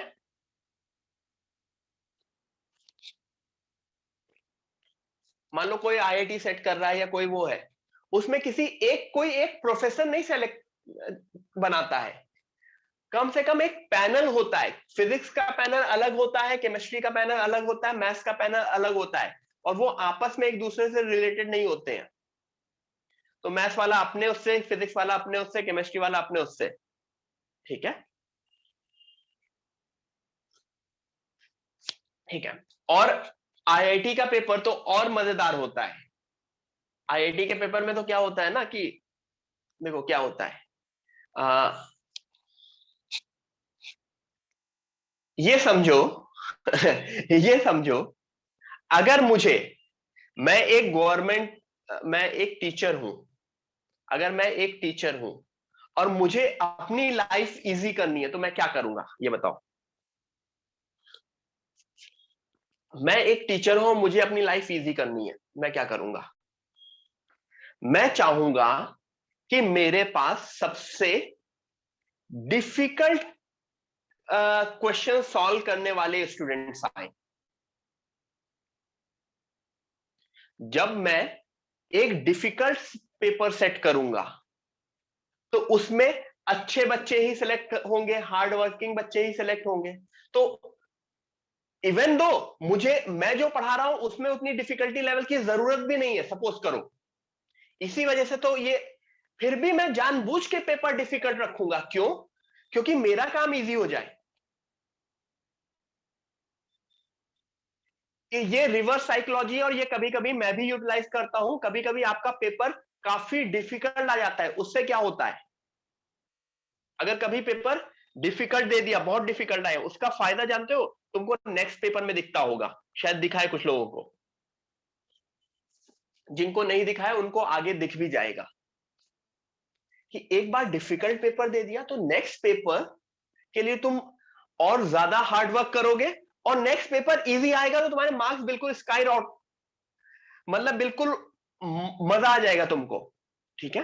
तुमको दोनों तरह से फायदा होगा। फर्स्ट थिंग, तुम्हारा हार्डवर्क बढ़ेगा। दूसरा, पेपर इजी आने से तुम फुल मार्क्स लाओगे, ज्यादा मार्क्स लाओगे, ठीक है? तो ये सारी चीजें मिक्स्ड एंड मैच होती रहेंगी to prepare you for that final test. क्योंकि फाइनल टेस्ट की प्रिपरेशन के लिए ये छोटे छोटे एक्सपेरिमेंट जो हम तुम लोगों के साथ करते रहते हैं, अलग अलग टाइप के, क्योंकि हमको भी नहीं पता कि फाइनल एग्जाम में क्या किस तरह आने वाला है। कौन सा सेक्शन डिफिकल्ट आने वाला है, कौन सा सेक्शन इजी आने वाला है, हम तो बना नहीं रहे हैं। ठीक है। और दूसरी चीज, अच्छा दूसरी चीज, एक बहुत ही सिंपल सी चीज मैं पूछता हूं। ठीक है, सपोज करो मैं आईआईटी बॉम्बे के प्रोफेसर्स को जानता होता, मतलब आईआईटी बॉम्बे के सारे प्रोफेसर्स को जानता होता, सारे डीन को जानता होता, डीन मतलब डायरेक्टर। ठीक है, you are my favourite student. ठीक है, खुद को देखो वापस अपना, हाँ, मतलब you are my favourite student. ठीक है, लेकिन तुम पढ़ लिख नहीं रहे हो, तुम्हें पढ़ने लिखने का मन नहीं है, but still you are my favourite student. ठीक है, तुमने बोला सर मुझे आईआईटी बॉम्बे जाना है कंप्यूटर साइंस लेके। ठीक है, आईआईटी बॉम्बे कंप्यूटर साइंस, मैंने तुम्हें पहुंचा दिया वहां पे। कैसे? बात की मैंने, सर को बोला सर, डायरेक्टर सर, सर ये मेरा फेवरेट स्टूडेंट है, प्लीज इसको ले लीजिए, this is the last time, last time मैं रिक्वेस्ट कर रहा हूं आपसे, इसके बाद मैं कुछ नहीं मांगूंगा। ठीक है, तुम आईआईटी बॉम्बे कंप्यूटर साइंस पहुंच गए। अब क्या होगा ये बताओ, बताओ क्या होगा वहां पे पहुंचने के बाद, तुम्हारा क्या होगा?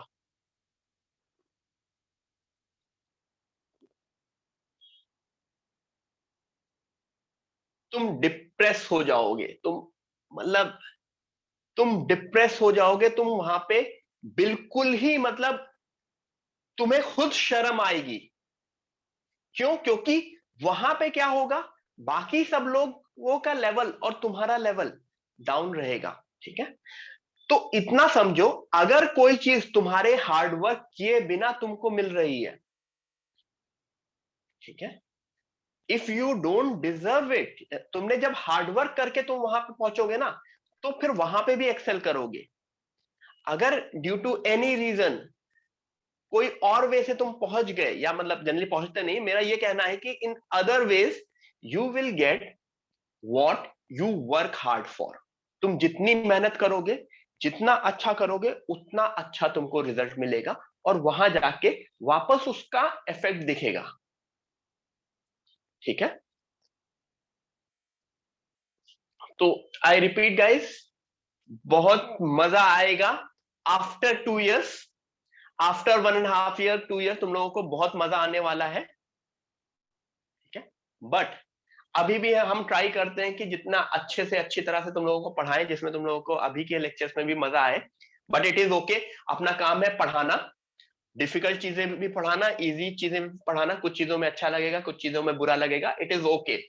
Take it light hardly, take it with a open heart, कि मुझे सारी की सारी चीजें ग्रैप करनी है जो भी सर बता रहे हैं। ठीक है, हम्म। अब ज्योमेट्रिक प्रोग्रेशन में क्या होगा? टेल मी, ज्योमेट्रिक प्रोग्रेशन में क्या होता होगा अगर अर्थमेटिक प्रोग्रेशन में, अगर ऋषभ बेटा इस ज्योमेट्रिक प्रोग्रेशन इन वैट नहीं बेटा, आई टोल्ड यू ना, अर्थमेटिक प्रोग्रेशन तक ही का वैट आएगा। अगर उसमें एडिशन होता होगा तो इसमें क्या होता होगा? इसमें मल्टीप्लीकेशन होता होगा। ये एक्स नहीं है, ये आर है, सर ने वो एक्स लिख दिया है क्योंकि सर ने अभी लास्ट थ्योरी ऑफ इक्वेशंस की बनाई थी, तो उसमें ज्यादा ज्यादा एक्स दिखता था, तो सर ने सोचा कि यहाँ पे भी एक्स लिख देते हैं।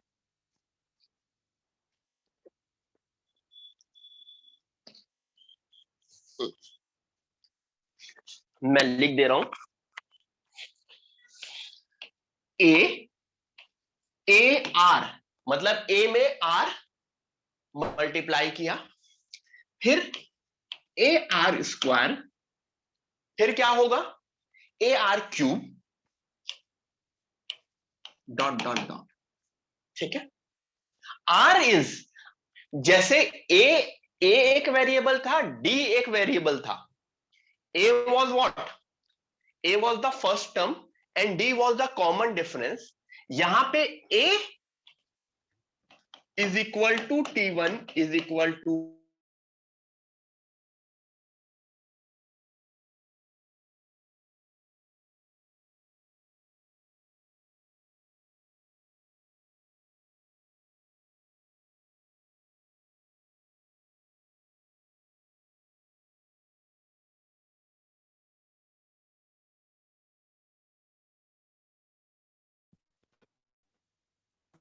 कॉल आ रहा था, which would be T100 by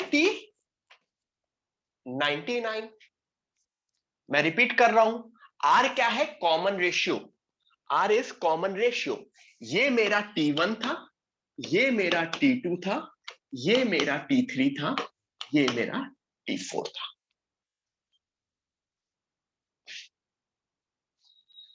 ठीक है। T1, मेरा वीडियो फ्रीज है, am I visible? Yes, great. ठीक है। T1 is my first term, T2 is my second, T3 is my third and T4 is my fourth। ठीक है। Obviously ऐसे चलते चले जाएंगे। फर्स्ट टर्म को A बोल देते हैं, and R is the common ratio which would be T2 by T1, T3 by T2, T100 by T99। जैसे कॉमन डिफरेंस D क्या होता था? T2 minus T1। यहां पे R क्या होगा? T2 by T1। अच्छा, ये लिख लो सब लोग। Everyone please write it down.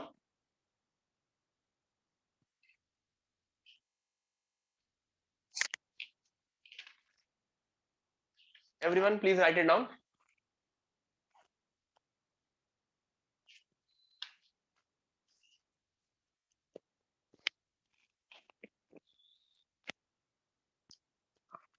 ठीक है। This is A, this is AR, this is AR square, this is AR cube. मैं वापस से, ये R है, ये AR स्क्वायर है, AR की पावर, देखो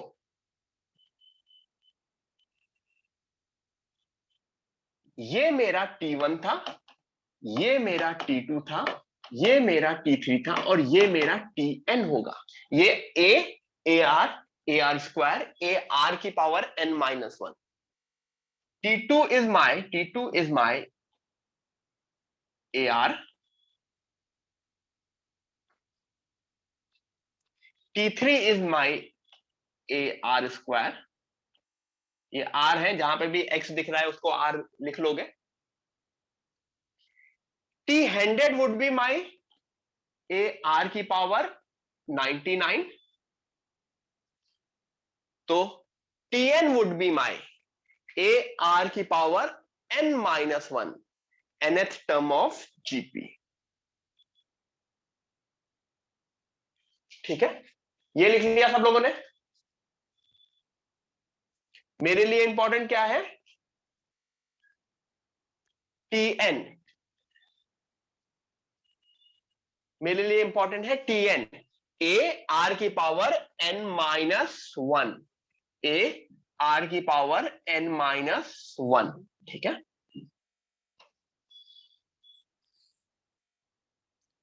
A भी जीरो नहीं हो सकता और R भी जीरो नहीं हो सकता। क्यों? A भी जीरो नहीं हो सकता, R भी जीरो नहीं हो सकता। क्यों? क्योंकि मल्टीप्लीकेशन है ना। अगर ये जीरो हो गया तो क्या इसमें कोई और टर्म्स होंगे? अगर A जीरो हो गया तो सब जीरो हो गए। अगर R जीरो हो गया तो भी पहला छोड़ के बाकी सब जीरो हो गए। तो in general A and R can never be zero.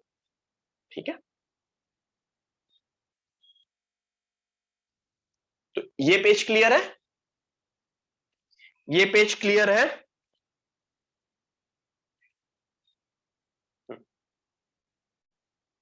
ठीक है, नेक्स्ट पेज। अच्छा, मुझको ये बताओ, देखो अगर ए बी सी इन एपी है, अगर तीन terms A B C in AP है, तो उनका आपस में रिलेशन कैसे हो सकता है? देखो, अगर ए बी सी एपी में है तो तीन नंबर के कॉमन डिफरेंस सेम होना चाहिए। Common difference, what do you mean by common difference?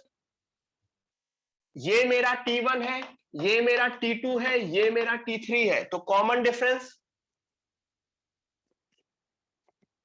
B minus A is equal to C minus B।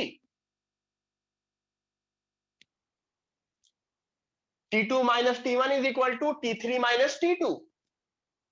तो नोटिस करो 2b is equal to a plus c, तो b is equal to a plus C by 2।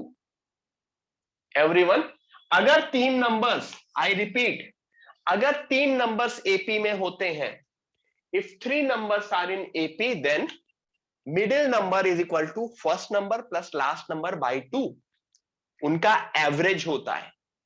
Average ही ना, common sense अगर मैं बोलूं तो average, b is equal to a plus C by 2। लिख लो इसको।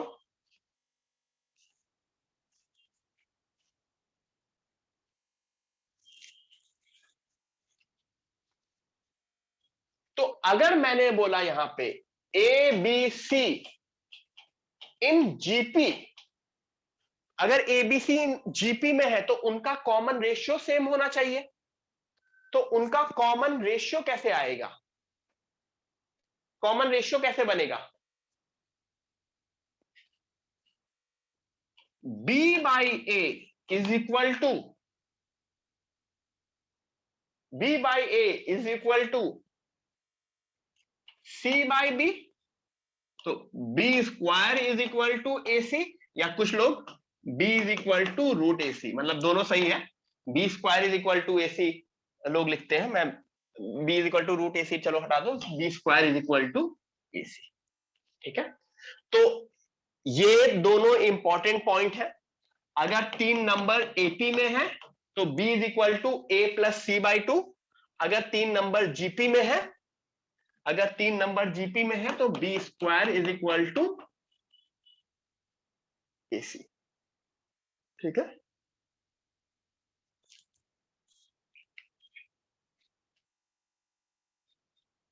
आर क्या होता है? R is the common ratio. R के बारे में मैंने पहले ही बोला है, r is equal to T2 by T1 is equal to T3 by T2 is equal to T4 by T3।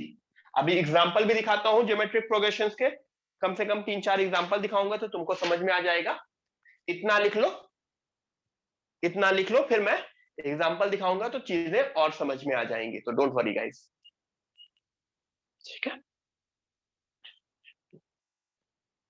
आज जीपी के क्वेश्चंस नहीं कराऊंगा, क्वेश्चंस नेक्स्ट क्लास में कराऊंगा। अभी आप लोग एपी आपका पूरा का पूरा अच्छा हो जाए, एपी मैं स्लाइड शेयर करूंगा, प्लस आपको एपी का होमवर्क दे दूंगा, प्लस आपका एपी का वैट होगा। ठीक है, तो एपी पे आप स्ट्रांग होल्ड कर लेंगे, फिर हम जीपी पे आएंगे। ठीक है, ये लिख लिया सबने? अभी मैं आर समझाता हूं। जीपी होने में के लिए आर ये रेशियो सेम होना चाहिए, सेम होना चाहिए। तो मैं ये रफ कर रहा हूं पहले। जैसे मान लो ए 3 है और आर 5 है, तो देखो जीपी क्या बनेगी? 3 into 5, 3 into 5 square, 3 into 5 cube. जैसे तुमको एग्जाम में क्या दिया रहेगा? 3, 15, 75,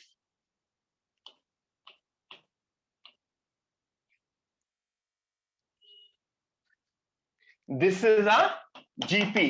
नोटिस करो कि हर बार जैसे एग्जाम में this is T1, this is T2, this is T3, this is T4। ठीक है, everyone please write down this example.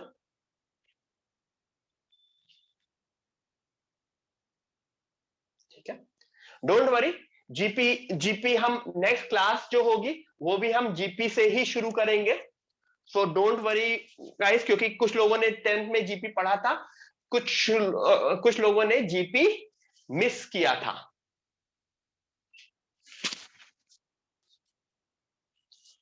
ठीक है, हाँ, एक और एग्जांपल देखते हैं, एक और एग्जांपल देखते हैं। मैं एग्जांपल देता हूं। 7, 14, 28, 56 डॉट डॉट डॉट। तो बताओ इसका ए और आर क्या है? What is the a and r hair?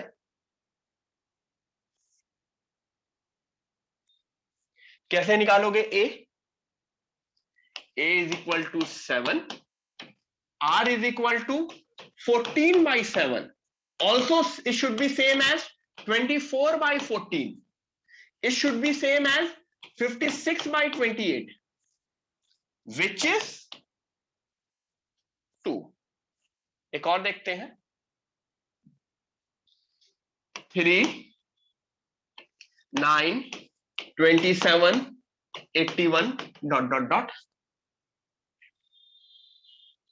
हाँ, बहुत लोगों का जीपी ओमिट हो गया. डोंट वरी, मैं पढ़ा रहा हूं ना बच्चों. मैं कुछ एज्यूम करके थोड़ी चल रहा हूं कि आप लोगों को जीपी आता है. मैं सब जीपी पढ़ा रहा हूं, सो डोंट वरी. ठीक है.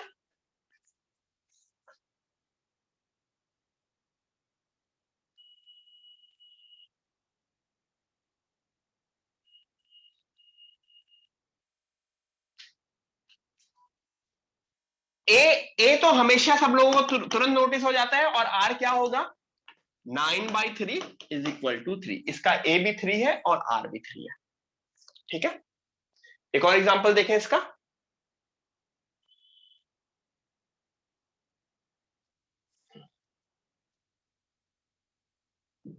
ठीक है. मैंने कुछ लोगों का डाउट सॉल्विंग ग्रुप बनाया है, कुछ लोगों का शायद नहीं हुआ है. मुझको अलग से याद दिला देना, जिनका भी डाउट सॉल्विंग ग्रुप नहीं बना है, मुझको याद दिलाओ. By this weekend I want to make that group. So please, जो भी डाउट ग्रुप में नहीं है, क्योंकि दैट इज वेरी हेल्पफुल, मुझको अलग से याद दिलाना. अभी नहीं, मुझको शाम को याद दिलाना, क्योंकि अभी लेक्चर ओवर होने के बाद मैं रेस्ट करूंगा थोड़ी देर. In after 6-7 o'clock remind me, मैं बनाऊंगा. ठीक है. हैरियम बेटा, ओके, हाँ, remind me, I will make it.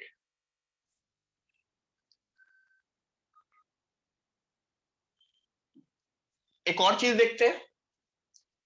1/3, 1/6, 1/12, 1/15 dot dot dot.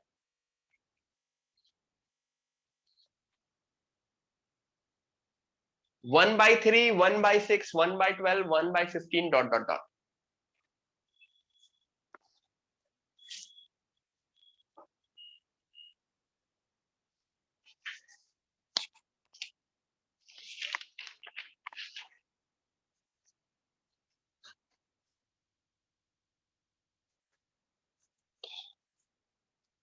काफी लोगों ने जल्दबाजी में आंसर दे रहे हैं मुझको. नोटिस करो, 1/6 अपॉन 1/3 कितना है? शायद हाफ है. 1/6 से 1/12 भी शायद हाफ है. बट 1/12 से 1/15 हाफ है.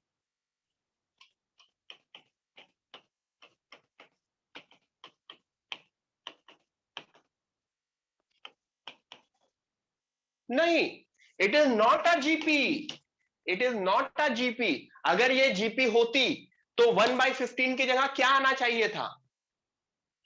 1/15 की जगह क्या आना चाहिए था? अगर 1/15 की जगह मैं 1/24 कर दूं, then it is a GP. तब A is 1/3 and R is 1/2. ठीक है. A is 1/3 and R is 1/2. Clarity हुई अभी जीपी की लोगों को? ठीक है. तो ये बिल्कुल डायरेक्ट तुमको देख के, ऑब्जर्व करके, वो देख के यू शुड नो कि whether it is a GP, yes और नो. ठीक है. Don't make any kind of silly mistakes. Don't make, जल्दबाजी में नहीं. ऑब्वियसली हम आराम से क्वेश्चन सॉल्व कर लेंगे.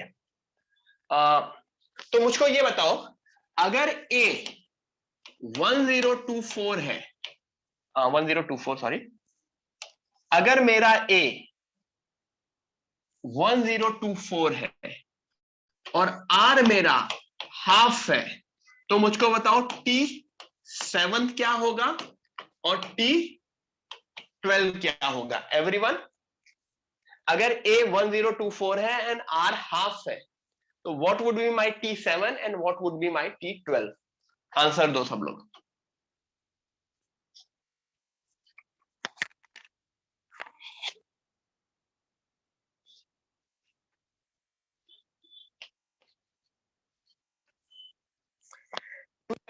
नहीं समझ,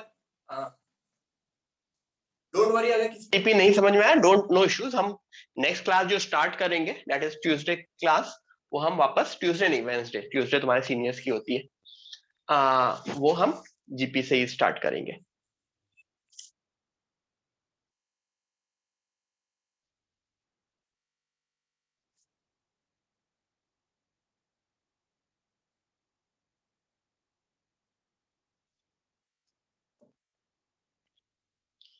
T7 would be a r की पावर 6 ना।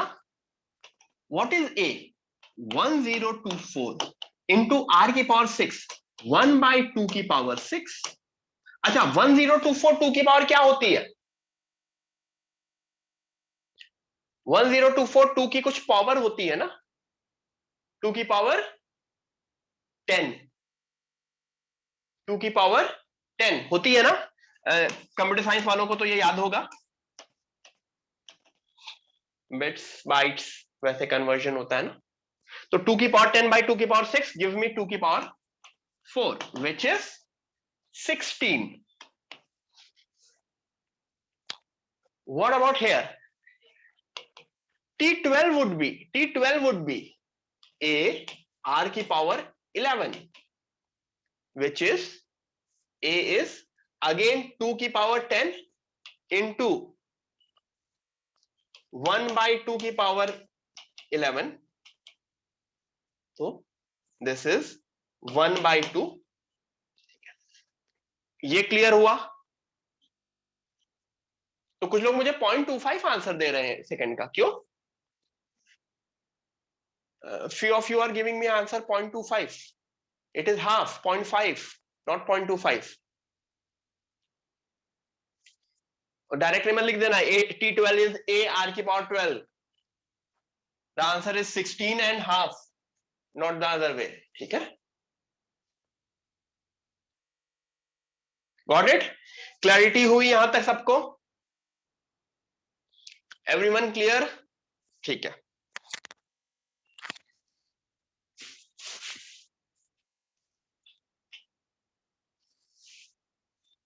एक और करें, एक और सिंपल सा।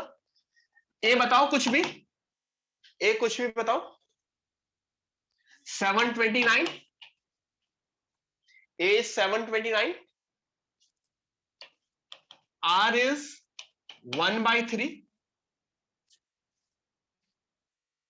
find T5,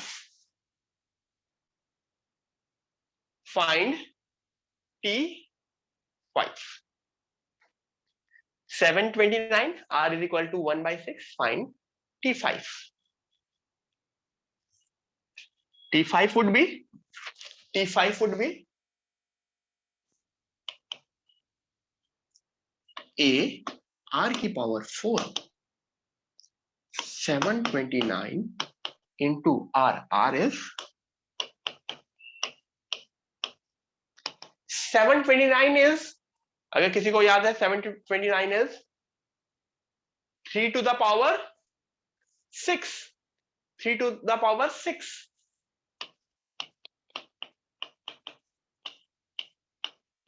थ्री की पावर 6 अपॉन 3 की power 4 gives me 3 square which is 9। Got it? अभी क्लैरिटी हुई? कोई भी वैल्यू मैंने जानबूझ के इस तरह से दे रहे हैं जिसमें आंसर तुम्हारा सिंपल सा आए। अदरवाइज अगर कोई अगर ऐसा बोले A is equal to 1 2 3 4, R is equal to 5, T7 निकालना है तो T7 would be 1 2 3 4 into 5 की पावर 6।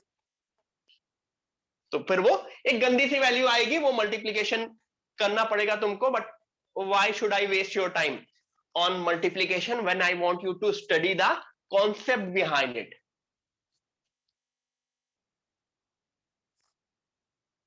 ये समझ में आया? R5 है तो ठीक है, क्लियर हो गया होपफुली। T7 पूछा है, T7 पूछा है, तो T7 वुड बी 5 की power 6.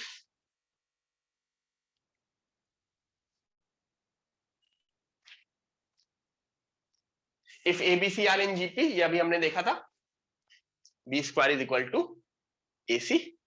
Last point of the day, 3 terms in GP अगर मुझे एज्यूम करना है, अगर 3 टर्म्स एज्यूम करने हैं तो मैं क्या एज्यूम करूंगा?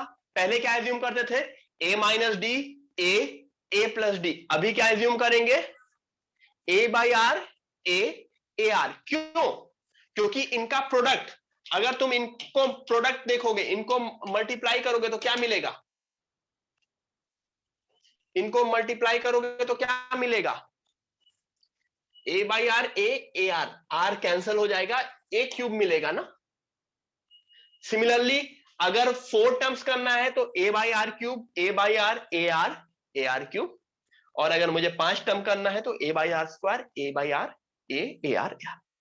क्यों ये कर रहे थे? जिसमें इनके प्रोडक्ट में, पिछली बार उनके सम में डी कैंसिल हो रहा था, यहां पे इनके प्रोडक्ट में आर कैंसिल हो रहा है. इसका प्रोडक्ट में भी आर कैंसिल हो जाएगा, इसके प्रोडक्ट में भी आर कैंसिल हो जाएगा.